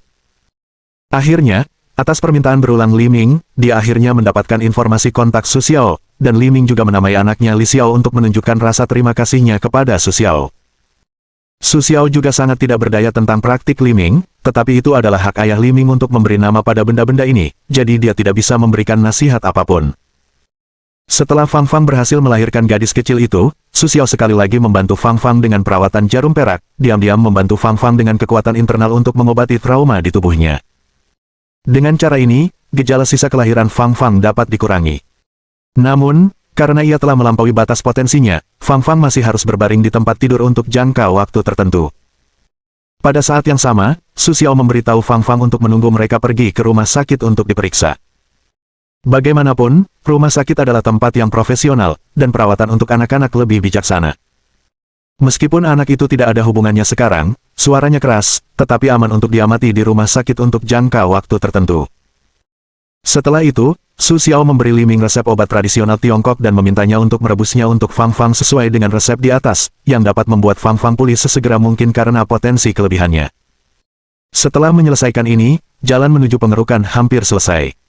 Su Xiao membawa Jiang Ke-er kembali ke mobilnya. Saya akan membawa Jiang Ke-er untuk bersenang-senang, tetapi saya tidak berharap untuk bertemu kemacetan lalu lintas di pagi hari, dan kemudian banyak hal terjadi. Kini sudah lewat pukul 9, sebagian besar pekerja kantoran sudah mulai sibuk, dan jumlah mobil di jalan pun berangsur-angsur berkurang. Pagi harinya, Su Xiao dan Jiang Ke-er berkeliling menikmati pemandangan sekitar ibu kota. Harus diakui, ibu kota ini layak disebut ibu kota kekaisaran, dan perlindungan kawasan wisatanya masih sangat baik. Sore harinya, Su Xiao mengajak Jiang Ke-er ke jalan Wang Fu di ibu kota. Di antara para wanita Su Xiao, Jiang Ke-er adalah anak orang biasa. Di tempat seperti istana, Jiang Ke-er belum pernah ke sana. Ia sangat ingin tahu tentang segala hal. Ia seperti burung yang keluar dari sangkar, dia tidak tahu betapa bahagianya dia. Namun, ketika Jiang Ke-er tertawa terbahak-bahak, banyak pria tanpa sadar sudah lebam-lebam di pinggangnya. Jiang Ke'er memang cantik dan lincah, tentu saja menarik perhatian banyak pria. Namun, ketika mereka memperhatikan Jiang Ke'er, adik mereka juga memperhatikan mereka. Jadi, sesekali, Su Xiao bisa mendengar teriakan. Hal ini membuat Su Xiao tertawa dan menangis, tetapi untungnya beberapa wanita di sekitarnya tidak seperti ini, kalau tidak, Su Xiao akan benar-benar menderita. Suatu sore, Jiang Ke'er sedang berbelanja, mencoba pakaian, tetapi ketika Jiang Ke'er melihat harganya, ia langsung menurunkannya. Su Xiao tak kuasa menahan diri untuk menggelengkan kepala. Jiang Ke'er memang jago dalam segala hal, tetapi terkadang ia terlalu keras kepala. Ia tidak pernah menggunakan kartu bank yang diberikannya. Meskipun Su Xiao telah beberapa kali menyebut Jiang Ke'er untuk masalah ini, Jiang Ke'er tidak mau mendengarkan dan bersikeras bahwa ia bisa menghidupi dirinya sendiri. Melihat penampilan Jiang Ke'er, Su Xiao juga tahu bahwa Jiang Ke'er memiliki harga diri dan tidak ingin bersama Su Xiao. Karena uang Su Xiao, dia tidak memaksanya lagi. Tapi sekarang Su Xiao dan Jiang Ke'er sudah bersama, tetapi dia tidak akan dilepaskan. Selama Jiang Ke'er sudah mencoba dan terlihat bagus, Su Xiao akan langsung membelinya. Jadi tidak lama setelah berbelanja, tangan Su Xiao penuh dengan tas, tetapi tidak ada cara untuk membuat keputusan sendiri, bahkan dengan air mata di matanya, untuk menaatinya. Akhirnya, ketika dia hendak pergi, maibah Su Xiao hampir penuh. Jiang Ke'er telah mengeluh tentang Su Xiao, mengatakan bahwa dia tidak bisa memakai begitu banyak, tetapi Su Xiao tidak peduli. Lagi pula, dia dan Jiang Ke'er sudah bersama begitu lama, dan dia belum membeli apapun untuk Jiang Ke'er. Di masa depan, Su Xiao tidak tahu kapan dia akan punya waktu untuk menemaninya seperti ini, jadi dia membeli semuanya terlebih dahulu. Setelah berbelanja, Su Xiao dan Jiang Ke'er menikmati makanan Beijing yang enak. Ketika mereka meninggalkan jalan makanan, sudah lewat pukul 9 malam. Namun, Su Xiao tidak berencana bermalam di Beijing malam ini. Besok, Su Xiao akan mengantar Tang Waner ke sekolah untuk melapor, jadi ia hanya bisa bergegas kembali ke kota X semalaman. Untungnya, jarak antara kota X dan Beijing tidak jauh.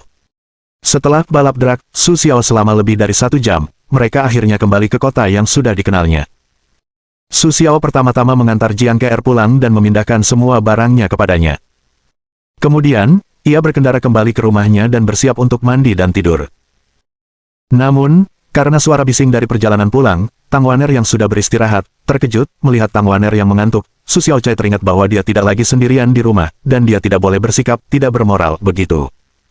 Waner, kakakku membuatmu tidur. Ini semua salah kakakku. Lain kali aku akan memperhatikannya. Istirahatlah. Kamu harus melapor ke sekolah besok. Lusa, kamu akan menjadi siswa. Kamu harus membentuk kebiasaan baik di masa depan, mengerti? Keesokan paginya, ketika Su Xiao bangun, Tang Waner sudah siap dan mulai menunggu Su Xiao. Melihat penampilan Tang Waner, Su Xiao sangat puas.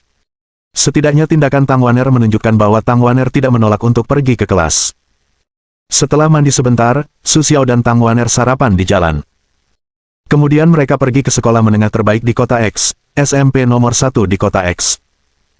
Tidak hanya di kota X, sekolah ini juga terkenal di Tiongkok, tetapi karena terlalu dekat dengan ibu kota, sekolah ini tertindas oleh sekolah menengah di ibu kota. Namun, ini tidak dapat mengimbangi pengaruh SMP nomor 1 kota X di kota X. Banyak pejabat di kota X akan merasa bangga dengan kelas anak-anak mereka di SMP nomor 1 kota X. Tentu saja, ada lebih banyak anak-anak yang berkuasa. Secara alami, manajemen di sini akan sangat ketat. Lagi pula, banyak anak-anak yang berkuasa dimanja, dan mereka tidak takut pada apapun. Untungnya, kepala sekolah SMP nomor 1 di kota X bukan orang biasa, jadi kami tidak berani membuat masalah di sekolah. Jika ada yang membuat masalah dan dikeluarkan dari SMP nomor 1 di kota X, itu bukan hanya dirinya sendiri yang akan dipermalukan, tetapi juga orang tuanya yang dipermalukan dalam lingkaran. Jadi dapat dikatakan bahwa di SMP nomor 1 kota X, Anda harus berbaring jika itu adalah naga atau harimau. Jika ada yang datang untuk membuat kekacauan, dia akan menderita. Tetapi suasana seperti ini hanya di sekitar sekolah, begitu keluar dari sekolah, maka kepala sekolah tidak dapat mengatur begitu banyak, jadi apapun yang dilakukan siswa, kepala sekolah tidak akan bertanggung jawab. Meskipun demikian, masih banyak orang yang akan menyekolahkan anak-anak mereka di SMP nomor 1 di kota X. Meskipun anak-anak tidak dapat bersekolah, orang tua juga berharap dapat mengenal beberapa anak yang memiliki latar belakang di sana, dan dapat meminta bantuan mereka di masa mendatang. Selain itu, alasan mengapa SMP nomor 1 di kota X terkenal lebih penting karena sumber daya pengajarannya. Perlu diketahui bahwa tingkat kelulusan daring tahunan SMP nomor 1 di kota X lebih dari 90%. Ini bukan data sederhana, melainkan hasil kerjasama antar generasi guru dan siswa. Jadi, selama anak-anak disekolahkan di SMP nomor 1 di kota X, hal ini akan membantu membuka jalan bagi pendidikan sarjana. Ada juga orang-orang yang tidak bisa online karena mereka tidak bekerja keras. Mereka semua adalah generasi kedua dan generasi ketiga.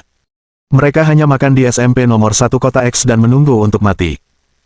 Pada saat itu, mereka dapat dengan mudah masuk universitas dengan berjalan melalui pintu belakang. Alasan mengapa Su Xiao memilih SMP nomor 1 di kota X adalah karena dia menyukai staf pengajar di sini. Su Xiao berpikir bahwa hanya SMP nomor 1 kota X yang memiliki kemampuan untuk membuat Tang Wan'er membuat kemajuan besar dalam tahun yang singkat. Meskipun bagi Su Xiao, ada pilihan yang lebih baik daripada SMP nomor 1 kota X, tetapi kota X adalah wilayahnya sendiri, jadi Su Xiao dapat lebih yakin. Ketika Su Xiao berkendara dengan Tang Wan'er ke gerbang SMP nomor 1 di kota X, sudah waktunya bagi semua orang untuk pergi ke sekolah, dan gerbang itu penuh dengan semua jenis mobil. Dari yang murah hingga yang mahal, pada dasarnya mencakup semua merek, tetapi masih ada celah besar di depan Maybach Su Xiao. Bagaimanapun, ini adalah satu-satunya mobil di Cina. Jadi, orang-orang yang memiliki sedikit penglihatan tahu bahwa orang yang bisa mengendarai mobil seperti ini tidaklah mudah. Mereka semua mulai memberitahu anak-anak mereka untuk berhati-hati dan tidak menyinggung orang-orang yang duduk di dalamnya. Meskipun banyak orang tidak tahu bagaimana orang seperti itu tiba-tiba muncul di 3/3 hektar kota X, mereka tetap perlu memberitahu anak-anak mereka yang frustasi terlebih dahulu. Jika mereka menyinggung orang lain tanpa alasan saat itu, jangan membicarakan diri mereka sendiri. Mungkin seluruh keluarga tidak cukup baik. Lagi pula, orang yang bisa mendapatkan Maybach dan berani keluar dan berkeliaran seperti ini, latar belakang mereka pasti tidak kecil. Su Xiao akhirnya menemukan tempat parkir.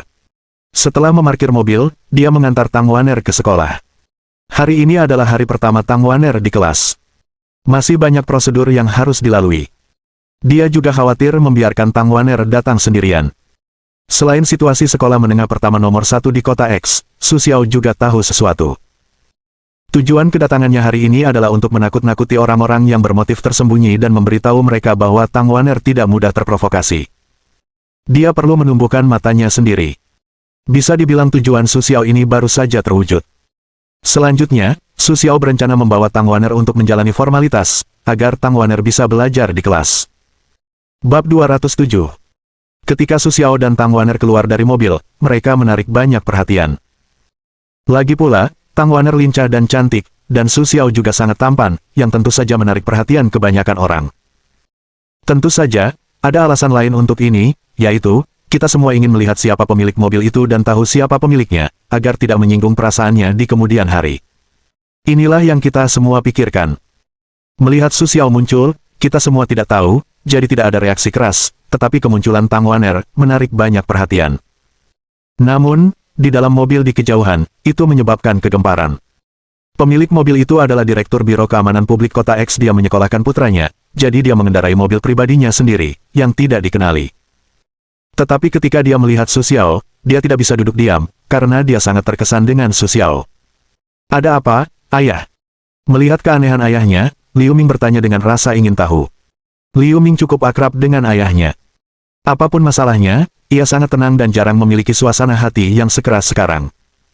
Besok, apakah kau melihat pria di depanmu? Liu Yi menunjuk ke posisi Su Xiao dan berkata, ingat, jangan memprovokasi dia, karena kita tidak bisa memprovokasi dia. Apapun yang terjadi, kita tidak bisa melawannya. Ingat saja itu. Setelah mendengarkan kata-kata Liu Yi, Liu Ming tidak tahu apa alasannya, tetapi Liu Ming sangat cerdas. Ia tahu ayahnya pasti ada benarnya dengan mengatakan itu, jadi ia mengangguk cepat. Namun Liu Yi tidak tega memperhatikan hal ini saat ini. Pikiran Liu Yi kembali ke saat terakhir kali ketika kota X dihancurkan, kepala semua orang dipenggal. Masalah sebesar itu, para pelaku tidak hanya tidak pergi, tetapi juga dengan tenang menunggu polisi menangkapnya, tetapi tidak lama kemudian, orang ini dibawa pergi oleh Biro Keamanan Nasional, dan memerintahkan dirinya sendiri untuk menekan masalah tersebut. Meskipun Liu Yi tidak tahu bagaimana menanganinya nanti, Liu Yi tahu bahwa Su Xiao tidak ada hubungannya dengan itu. Dalam beberapa hari, ia sudah bisa berkeliling di kota X.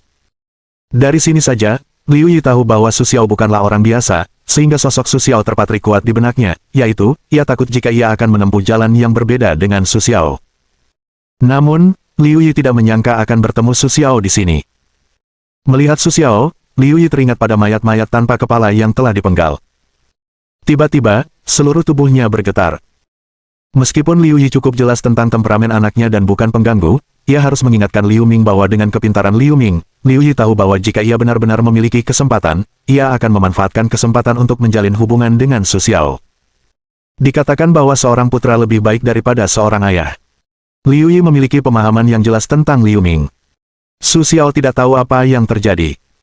Pada saat ini, ia telah meninggalkan mobil dan datang ke sekolah menengah pertama nomor 1 di kota X. Awalnya, orang luar tidak diizinkan masuk sesuka hati, tetapi Su Xiao telah menghubungi kepala sekolah, jadi kepala sekolah memberitahu penjaga terlebih dahulu. Memasuki sekolah menengah pertama nomor 1 kota X adalah kontras yang sama sekali berbeda dari luar. Jika luar adalah perbandingan latar belakang keluarga dan orang tua, maka di dalam adalah perbandingan kemampuan dan bakat.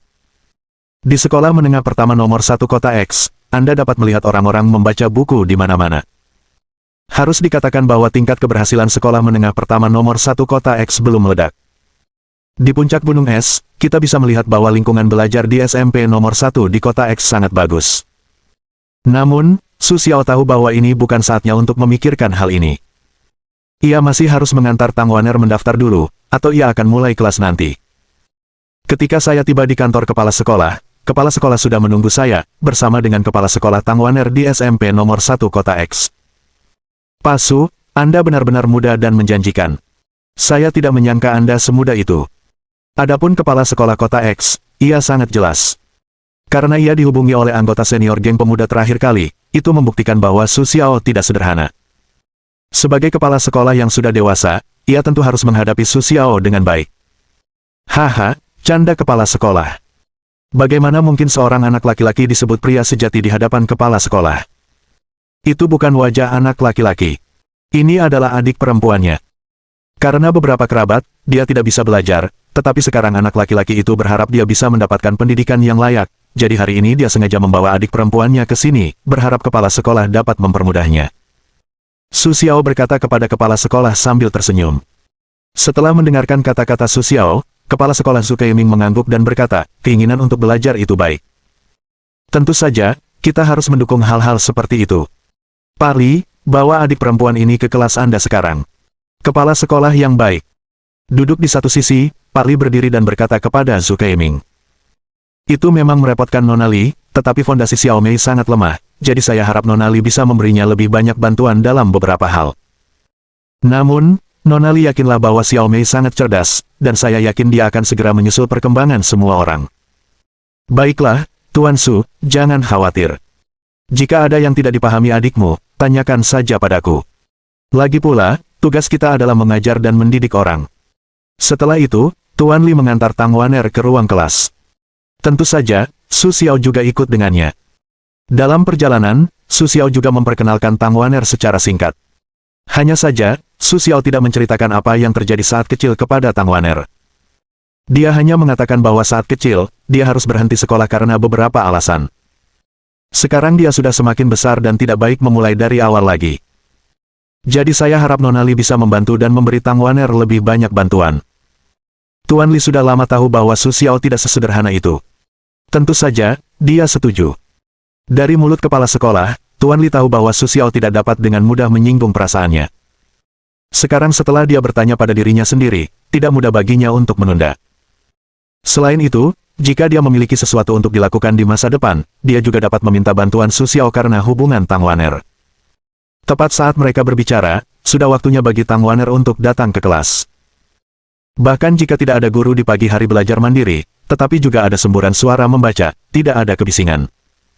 Saya harus mengatakan bahwa lingkungan tempat Anda tinggal menentukan seperti apa masa depan Anda. Jika itu adalah sekolah yang buruk, jika tidak ada guru, sebagian besar siswa harus pergi bermain, yang akan membaca dengan tenang.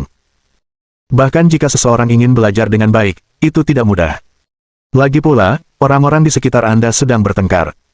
Jika Anda ingin belajar, bagaimana bisa begitu mudah? Tuan Li membuka pintu kelas, mendengar pintu dibuka, semua orang melihat dengan rasa ingin tahu ke pintu, tetapi setelah melihat kepala sekolahnya, dia mulai mengalihkan pandangannya ke buku di tangannya. Baiklah, semuanya, diam. Sekarang saya ingin memperkenalkan siswa baru di kelas kita. Bersamaan dengan itu, Parli bertepuk tangan. Setelah mendengar kata-kata Parli, semua orang menjadi tenang dan menatap Parli, sementara Tang Wanner masuk ke dalam kelas setelah mendengarkan kata-kata Parli. Melihat Tang Wanner masuk, semua orang terkejut, karena banyak orang melihat adegan Tang Wanner turun dari Maibah di gerbang sekolah, jadi mereka sangat terkesan dengan Tang Wanner. Sekarang ketika mereka melihat Tang Wanner lagi, mereka langsung tahu cerita lengkapnya. Bahkan, yang paling mengejutkan adalah Liu Ming. Lagi pula, ayahnya baru saja mengatakan bahwa ia tidak boleh menyinggung Su Xiao sama sekali. Artinya, berteman dengan Su Xiao adalah pilihan terbaik. Tak disangka, dalam waktu sesingkat itu, gadis yang baru saja dikirim Su Xiao datang ke kelasnya. Liu Ming tidak tahu apakah ia beruntung atau tidak. Halo semuanya. Namaku Tang Wanner. Aku berusia 17 tahun. Kuharap kalian bisa lebih memperhatikanku. Kita akan menghabiskan tahun depan bersama. Kuharap di akhir tahun, kita semua bisa masuk ke sekolah yang kita sukai. Soal minat dan hobi, aku tidak akan membicarakannya satu persatu. Nantinya, kita akan menghabiskan banyak waktu bersama. Kita bisa perlahan-lahan menemukan jati diri. Su Xiao sangat puas dengan perkenalan diri Tang Wanner. Lagi pula, Tang Wanner awalnya sangat pemalu, tetapi sekarang dia bisa berbicara seperti ini, yang menunjukkan betapa hebatnya kemajuan Tang Wanner di perusahaan seri selama ini. Su Xiao sangat puas dengan perubahan Tang Wanner, tetapi juga bersumpah dalam hatinya bahwa ia akan membuat Tang Wanner bahagia selamanya. Papa. Di tengah tepuk tangan meriah, Tang Wanner menyelesaikan perkenalannya. Su Xiao melihat Tang Wanner di pintu lalu pergi. Petik 2. Karena pekerjaanku sudah selesai, aku tidak perlu tinggal di sini lagi. Lagi pula, aku tidak pantas berada di sini dan aku harus kembali ke panggungku. Petik 2. Setelah meninggalkan sekolah, Su Xiao pergi ke tim polisi kriminal, berniat menemani Bai Sasa, tetapi Bai Sasa justru membawa tim tersebut untuk melaksanakan tugas. Tidak mungkin, Su Xiao hanya bisa pergi. Lagi pula, tingkat kekuatan Bai Sasa telah meningkat ke tingkat yang lebih tinggi dan lebih rendah. Su Xiao percaya bahwa setelah bekerja keras selama beberapa waktu, Bai Sasa pasti akan membuat kemajuan lain, jadi ia tidak mengkhawatirkan keselamatan Bai Sasa. Su Xiao pergi ke perusahaan keamanan Yao Feng. Ketika ia tiba di perusahaan, ia melihat semua orang di perusahaan berlatih dengan tangan kosong, dan kekuatan mereka telah meningkat. Yang terendah telah mencapai kekuatan tingkat rendah, dan bahkan yang terkuat pun memiliki kekuatan tingkat rendah. Perubahan seperti ini mengejutkan Su Xiao. Kau tahu, mereka tidak mendapatkan bantuan apapun dari Su Xiao. Itu hanyalah buku latihan fisik. Mereka bisa memiliki kekuatan sekarang, semuanya bergantung pada usaha mereka sendiri. Bab 208. Namun, kekuatan mereka hanya sedikit mengejutkan Su Xiao dan tidak menarik perhatiannya. Orang-orang yang telah dilatih sendiri semuanya memiliki kekuatan tingkat menengah dan tinggi, jadi sekarang mereka tidak bisa memasuki mata Su Xiao. Melihat William lagi, Su Xiao memiliki dorongan untuk bertarung dengannya. Namun Su Xiao masih menahan diri, karena hanya melalui pengamatan sistematis, Su Xiao telah menemukan bahwa William bukan lagi lawannya. William hanya memiliki kekuatan tingkat naga dan tingkat rendah. Dibandingkan dengan Su Xiao, ia tidak lagi berada di level yang sama. Sekarang ia tidak bisa menunjukkan apapun dalam persaingan dengan William. Jadi meskipun Su Xiao sangat menyesal, sudah terlambat. Penyesalan ini hanya bisa terus ada di hatinya. Bos, mengapa Anda tiba-tiba punya waktu untuk datang kepada saya hari ini? Apakah Anda punya instruksi? William melihat Sue dan berkata sambil tersenyum. Saya di sini hanya untuk melihat apakah saya bisa memberi Anda instruksi. Jika ya, apakah ada sesuatu yang besar terjadi baru-baru ini? Tidak, akhir-akhir ini kami masih mengembangkan kekuatan kami dengan aman. Meskipun beberapa orang sudah mulai merekrut dari perusahaan kami, pendapatan kami masih belum cukup untuk memenuhi kebutuhan, kata William. Untuk hal ini, Su Xiao tidak terlalu peduli. Lagi pula, menurut Su Xiao, uang hanyalah angka baginya. Ngomong-ngomong, di mana Pak Paton? Kenapa kau tidak bertemu Pak Paton? Setelah mengamatinya cukup lama, Su Xiao akhirnya menyadari mengapa ia melewatkan sesuatu. Ternyata ia belum pernah bertemu Paton. Kau tahu, setiap kali kau datang, Pak Paton akan muncul. Tapi kali ini, kau tidak bertemu Paton. Su Xiao benar-benar tidak terbiasa.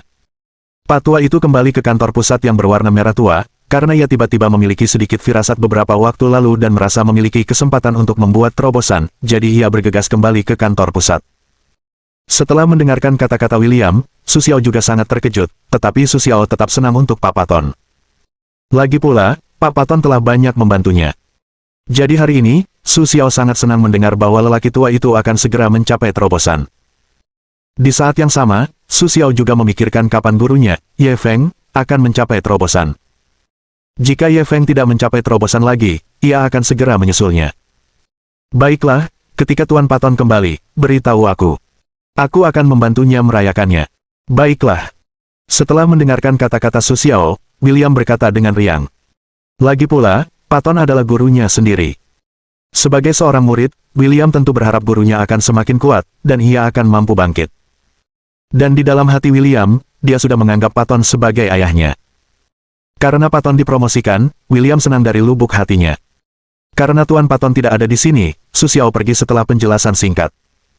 Tujuan utama Su Xiao datang ke sini adalah untuk berunding dengan Tuan Paton. Karena Tuan Paton tidak ada di sini, Su Xiao tidak perlu tinggal di sini.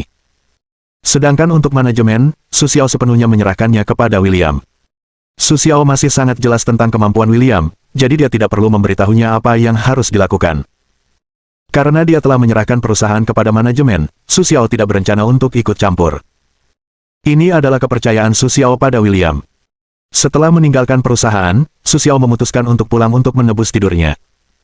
Lagi pula, dia tidak tidur nyenyak 2 hari ini. Setelah kembali ke rumah, Su Xiao tuh mulai tidur. Saya tidak tahu berapa lama kemudian, dia hanya merasa bahwa dia telah kembali ke ingatan masa kecilnya. Tapi kali ini, Su Xiao merasa ada hamparan putih yang luas di sekelilingnya. Ia tidak bisa melihat siapapun dengan jelas. Satu-satunya yang bisa ia rasakan hanyalah pendengarannya. Su Xiao bisa mendengar suara semua orang. Meskipun suaranya sangat kecil, Su Xiao masih samar-samar mendengar sesuatu seperti kondisi tubuh yang baik, dan anak ini memiliki latar belakang keluarga yang kuat, jadi kita harus berhati-hati agar dia tidak kabur. Karena sangat samar, Su Xiao tidak mengerti maksudnya. Namun, Su Xiao masih berusaha mendengarkannya, berniat mendengarkan dan melihat apakah ia bisa mengumpulkan semua informasi penting. Tepat ketika Su Xiao mendengarkan dengan saksama, sepertinya sesuatu telah terjadi. Tiba-tiba, tempat yang sunyi itu mulai riuh, dan kemudian Su Xiao tidak bisa mendengar apapun. Meskipun Su Xiao tidak bisa berdamai, tetapi tidak ada cara lain. Sebagai upaya terakhir, Su Xiao berencana untuk mengejar arah suara itu untuk melihat apa yang terjadi. Sayangnya, kemanapun ia pergi, ada hamparan putih yang luas di depan matanya, seolah-olah tidak ada habisnya. Pada saat ini, ponsel Su Xiao berdering, dan membangunkannya. Melihat tulisan, Bai Sasa, di ponsel, Su Xiao langsung mengangkatnya. Suara Bai Sasa terdengar dari telepon. Su Xiao, aku baru saja kembali ke biro. Kudengar kau datang menemuiku. Kupikir kau sudah melupakanku. Mendengar suara Bai Sa, Su Xiao tak kuasa menahan tawa, karena ia tahu karakter Bai Sa memang seperti itu, jadi ia tak peduli. Baiklah, karena kau sudah datang menemuiku, aku tak akan menuntutnya lagi, tapi kau harus menebusnya. Lalu, apa yang kau ingin aku lakukan untuk menebusnya? Silakan saja, apapun yang bisa kulakukan. Kata Sue kepada Bai Sa di seberang telepon sambil tersenyum. Setelah mendengarkan kata-kata Su Xiao, ia terdiam. Su Xiao tahu bahwa Bai Sa lah yang sedang memikirkan cara untuk memeras dirinya sendiri. Yah, aku belum memikirkannya. Kau pergilah ke kantor polisi dulu. Setelah aku pulang kerja, kita akan pergi bersama dan bermain apapun yang kita lihat. Baiklah, tunggu aku. Aku akan segera ke sini. Setelah itu, Su Xiao menutup telepon, merapikan diri sebentar, dan pulang. Sedangkan Tang Waner, Su Xiao sama sekali tidak khawatir, karena Su Xiao sudah pernah membantu Tang Waner memilih sopir sebelumnya. Setiap hari ketika Tang Waner pergi ke sekolah, akan ada yang menjemputnya.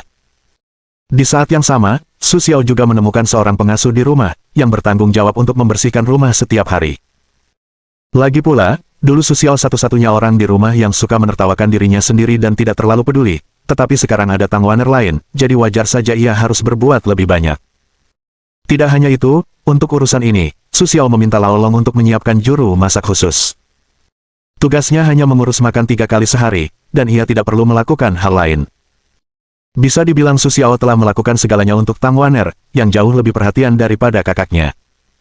Tentu saja, Su Xiao sedang tidak ingin memikirkan hal ini saat ini, karena ia telah datang ke kantor polisi Bai Sa. Saat ini, Bai Sa sudah menjabat sebagai wakil kepala satuan polisi kriminal, tetapi karakternya yang tegas tidak berubah sama sekali. Untungnya, keamanan publik kota X masih sangat baik, sehingga tidak ada bahaya bagi mereka saat menjalankan tugas. Mereka yang melakukan kejahatan adalah penjahat kambuhan yang melakukan kejahatan berpindah-pindah, tetapi tidak seperti tempat lain, geng-geng di kota X tidak hanya membantu bersembunyi, tetapi juga membantu Biro Keamanan Publik untuk mengungkap kejahatan, sehingga hal ini juga berdampak pada keamanan publik yang jauh lebih baik di kota X. Berkat hubungan Su Xiao, Baisa tentu saja mendapatkan banyak pujian. Dengan pujian ini dan pengaruh keluarga Bai, promosi Baisa bisa dikatakan berjalan lancar. Ia hanya mengambil posisi wakil direktur. Meskipun Baisa tidak haus kekuasaan, ia tidak akan menolak ketika hal baik datang. Ketika Sue tertawa, Baisa masih rapat dengan semua orang, jadi ia hanya bisa minum teh dengan bosan. Su Xiao tidak terlalu menyukai kantor polisi. Mungkin karena jalan yang dipilihnya tidak sesuai dengan departemen ini. Jika bukan karena Baisa, Su Xiao tidak ingin membawanya ke kantor polisi, tetapi terkadang ia tidak bisa menahannya. Inilah yang disebut orang yang tidak bisa menahan diri di dunia persilatan. Su Xiao tidak mudah bertemu wanita cantik yang sudah hampir 2 bulan tak ditemuinya hingga Baisa pulang kerja.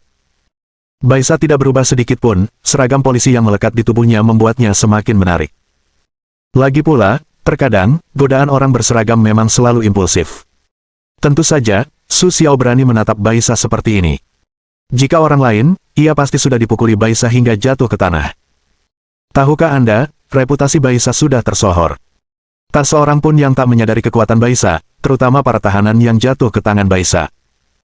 Setelah mereka berada di tangan Baisa untuk sementara waktu, sekeras apapun mulut mereka, mereka akan saling jujur, yang membuat orang lain di kantor polisi kagum. Apa yang kau lihat? Ayo pergi. Kalau sudah malam, kita tidak bisa main apa-apa. Baisa menatap Su dan berkata sambil tersenyum. Ia mengatakannya dengan hati-hati. Adegan ini disaksikan oleh rekan-rekannya, dan semua orang terkejut. Tak seorang pun menyangka Baisa memiliki sisi wanita seperti itu, dan tak seorang pun kembali untuk sesaat. Pada saat ini, Baisa tiba-tiba menoleh ke arah mereka. Semua orang tiba-tiba merasakan sedikit aura mematikan. Mereka tak dapat menahan diri untuk tidak mengedipkan mata serius ke arah Baisa. Mereka semua tersadar. Mereka tak berani berdiam di tempat yang sama lagi. Mereka semua mencari alasan untuk pergi. Setelah itu, Baisa dan Su Xiao meninggalkan kantor polisi bersama-sama, tetapi sebelum pergi, Baisa berganti pakaian. Lagi pula, mengenakan seragam polisi itu merepotkan, yang akan merusak citra. Kemanapun ia pergi, mudah menimbulkan masalah yang tidak perlu. Ini bukanlah hasil yang diinginkan Berta. Karena itu, setiap kali sebelum pergi, Berta akan berganti pakaian, yang merupakan kebiasaannya. Setelah itu, Su Xiao mengendarai mobil dan mengajak Baisa berkeliling di kota X, karena Baisa tidak pernah bisa memutuskan tempat makan. Akhirnya, Su Xiao tak tahan lagi dan memilih makan di hotel manapun. Bab 209. Awalnya, itu hanya makan malam sederhana, tetapi yang tidak diharapkan Su Xiao adalah dia bertemu dengan orang yang tidak ingin dia temui, Zhang Gaoquan. Hanya bisa dikatakan bahwa kota X benar-benar terlalu kecil, jadi selalu ada jalan sempit di antara keduanya. Tetapi sekarang Zhang Gaoquan telah kehilangan sifat tak terkalahkannya yang asli, atau harga dirinya saat menghadapi Su Xiao. Lagi pula, ayah Zhang Gaoquan, Zhang Tianshui, telah memberitahunya untuk tidak mengganggu Su Xiao lagi. Su Xiao bukan lagi orang yang tidak punya apa-apa di awal, tetapi juga karena sistem akan mengantuk sepanjang hari. Sekarang, Su Xiao, yang tidak seperti dulu lagi, berdiri di posisi di mana dia dapat memandang rendah Zhang Jia. Jadi setelah Su Xiao menghancurkan keluarga Hu, Zhang Tianshui mengikat Zhang Gaoquan di rumah. Itu karena dia takut Su Xiao akan menemukan Zhang Gaoquan dalam masalah. Runtuhnya keluarga Hu adalah pelajaran yang mendalam. Tentu saja, Zhang Tianshui tidak akan membiarkan hal seperti itu terjadi di sekitarnya. Namun, Su Xiao tampaknya telah melupakan Zhang Gaoquan. Setelah menyatukan kota X begitu lama, dia masih belum bergerak sama sekali. Jadi perlahan, Zhang Tianshui meletakkan masalah ini. Lagi pula, dia tidak bisa menahan Zhang Gaoquan seumur hidup. Setelah Zhang Gaoquan berulang kali berjanji bahwa dia tidak akan muncul di depan Su Xiao, bahkan jika dia melihat Su Xiao, dia akan menyerah. Zhang Tianshui akhirnya setuju untuk membiarkan Zhang Gaoquan keluar. Ketika Zhang Gaoquan dibebaskan, Zhang Tianshui akan sangat berhati-hati, karena takut Zhang Gaoquan akan membuat masalah untuk dirinya sendiri. Tetapi karena Su Xiao sama sekali tidak ada di kota X, dan Zhang Gaoquan melakukannya dengan baik di awal, Zhang Tianshui mulai melonggarkan perhatiannya pada Zhang Gaoquan. Lagi pula, Zhang sebesar itu membutuhkannya untuk menangani segala macam hal. Bagaimana Zhang Tianshui bisa memperhatikan tren Zhang Gaoquan sepanjang waktu? Hanya setelah periode hati-hati, tidak ada Zhang Gaoquan, mulai secara bertahap melupakan pelajaran asli Zhang Tianshui. Sekarang, ketika dia tiba-tiba melihat Su Xiao lagi, Zhang Gaoquan benar-benar terkejut.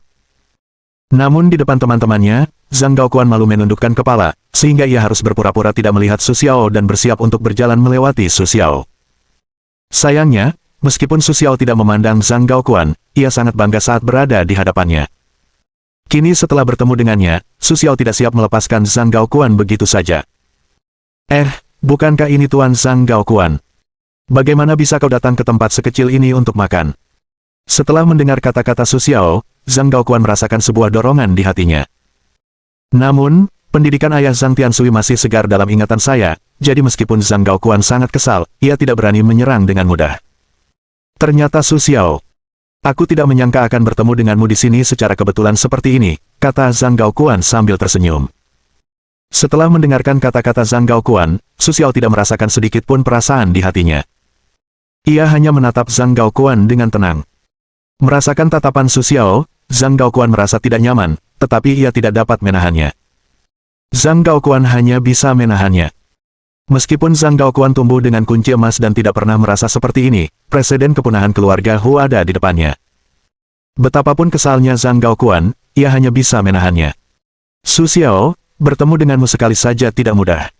Kita biasanya sulit bertemu. Kalau begini, makan siang hari ini terserah aku.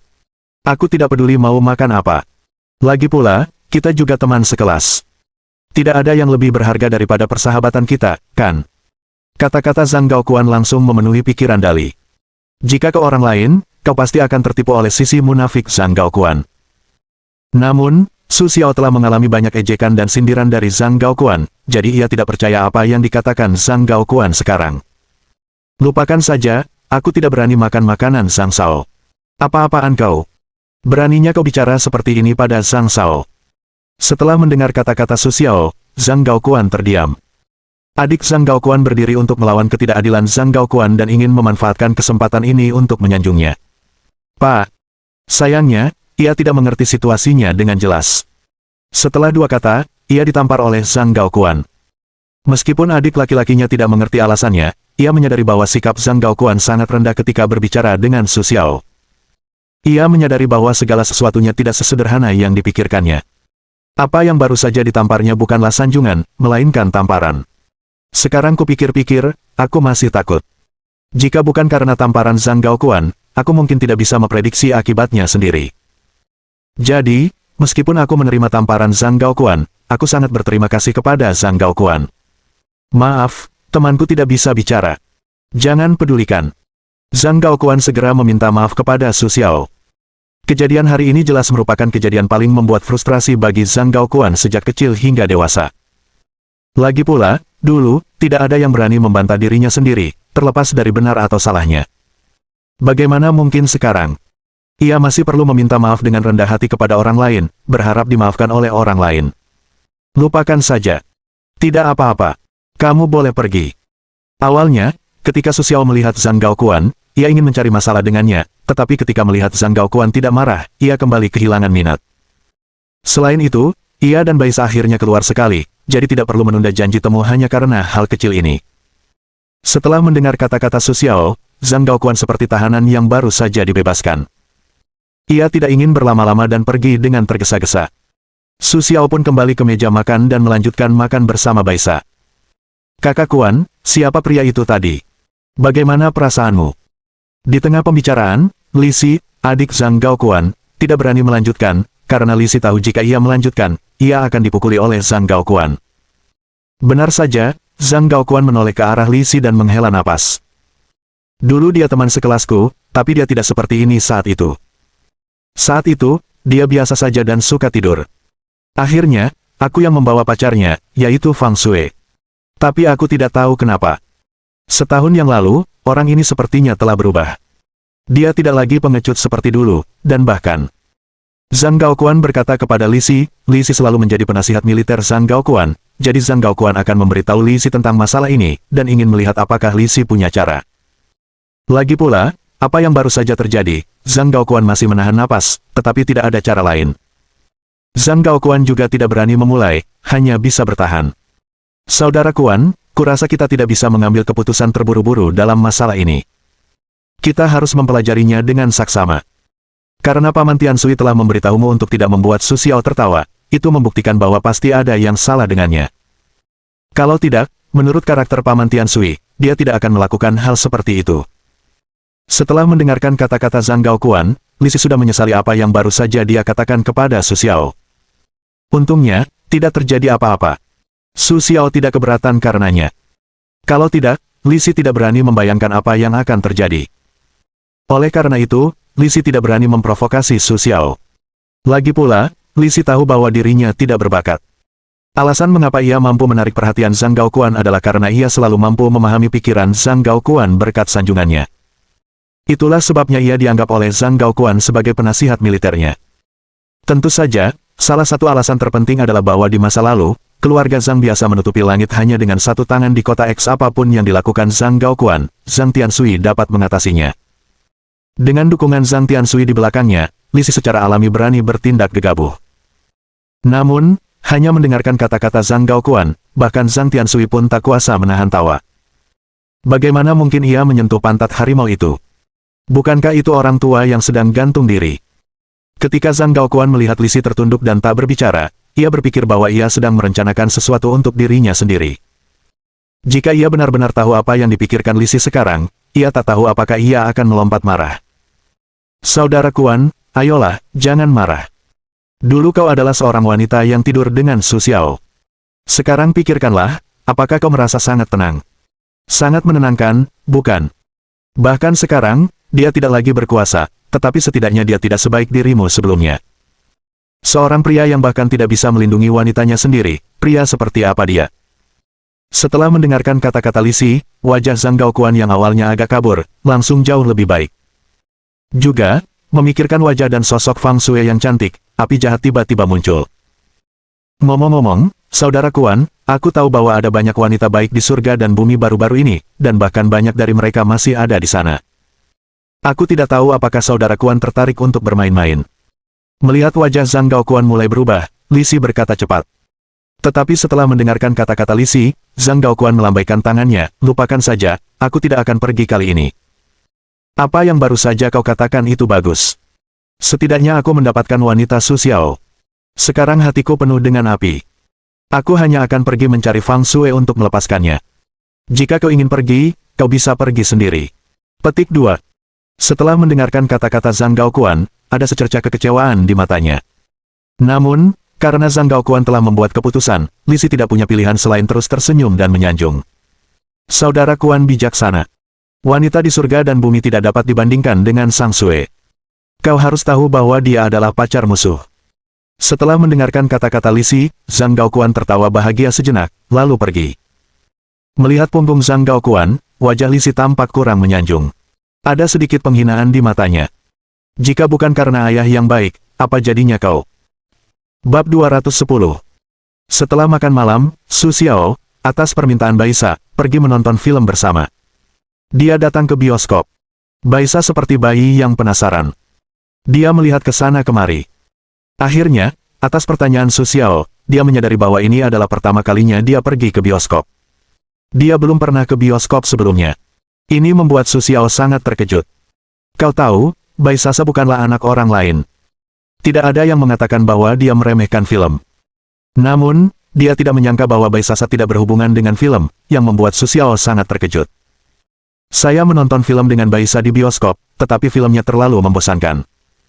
Film berdurasi 2 jam, Su Xiao hanya menonton selama 10 menit. Tetapi Baisasa menonton dengan senang hati, dan Su Xiao tidak mengerti mengapa Baisasa dan Jiang Ke suka menonton film busuk seperti ini. Setelah menonton film, karena masih pagi, tentu saja, Berta meminta Su Xiao untuk pergi ke bar bersamanya. Namun kali ini, alih-alih memilih bar yang menurutnya formal, ia justru menemukan sebuah bar kecil di dekatnya dan masuk. Bar kecil dan bar besar memang tak ada bandingannya.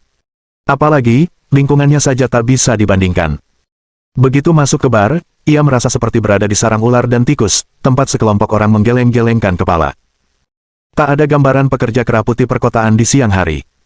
Meskipun kota X adalah dunia geng hijau, bar-bar kecil seperti ini sama sekali tak menarik perhatian Wang Qiang, sehingga banyak tempat kecil yang terlihat. Banyak geng kecil yang tergabung dalam geng hijau, dan perintah geng hijau masih perlu dijalankan. Mengingat situasi ini, masih ada beberapa ikan dan udang kecil yang hidup di kota X, dan keluarga di depan kita ini hanyalah salah satu dari sekian banyak ikan dan udang kecil. Saat masuk ke bar, terlihat sederet orang yang menggoyang-goyangkan gelas saringan, atau seorang pria dan wanita mengobrol, mencari pasangan yang tepat untuk malam panjang yang akan datang. Melihat pemandangan yang benar-benar berbeda dari biasanya, Berta mengerutkan kening. Meskipun ia pernah melihat penampilan bar-bar lain, ia belum pernah melihat yang seperti ini. Kalau dilihat satu persatu, masih ada orang yang menyentuh orang lain di siang hari. Sekarang seolah-olah mereka telah berubah total. Baisasa mengerutkan kening dan berkata bahwa meskipun hatinya sangat kesal, Baisasa masih berusaha mengendalikan emosinya. Baisa tahu bahwa ini bukan lagi jam kerja, dan itu adalah pilihan mereka sendiri. Ini hanya masalah gaya hidup mereka. Ia tidak melanggar hukum dan tidak bisa menangkap mereka. Aku tidak bisa menahannya. Mereka menanggung terlalu banyak tekanan dari segala arah di siang hari, jadi mereka memilih untuk bersantai di malam hari. Tapi pilihan setiap orang berbeda. Mereka memilih di sini. Kalau tidak terbiasa, kenapa kita tidak pindah bar saja? Suasana di sini benar-benar buruk. Sue berkata kepada Berta sambil tersenyum. Namun niat baik Sue ditolak oleh Baisa, lupakan saja, ini hanya untuk kali ini. Tidak perlu pindah. Kita tetap di sini saja. Karena Baisa tidak mau, Su Xiao pun tidak bisa menahannya. Selain keberanian seorang maestro seni, Su Xiao bahkan lebih tidak bermoral. Saat Baisa dan Su Xiao masuk ke bar, banyak orang memperhatikan mereka. Lagi pula, kecantikan Baisa adalah salah satu yang terbaik di bar kecil ini. Tentu saja, kecantikannya akan menarik perhatian banyak orang. Namun, beberapa orang menyerah ketika melihat Susa, tetapi beberapa orang berbeda. Bahkan ketika mereka melihat Susa, mereka tetap tidak bisa menyerah.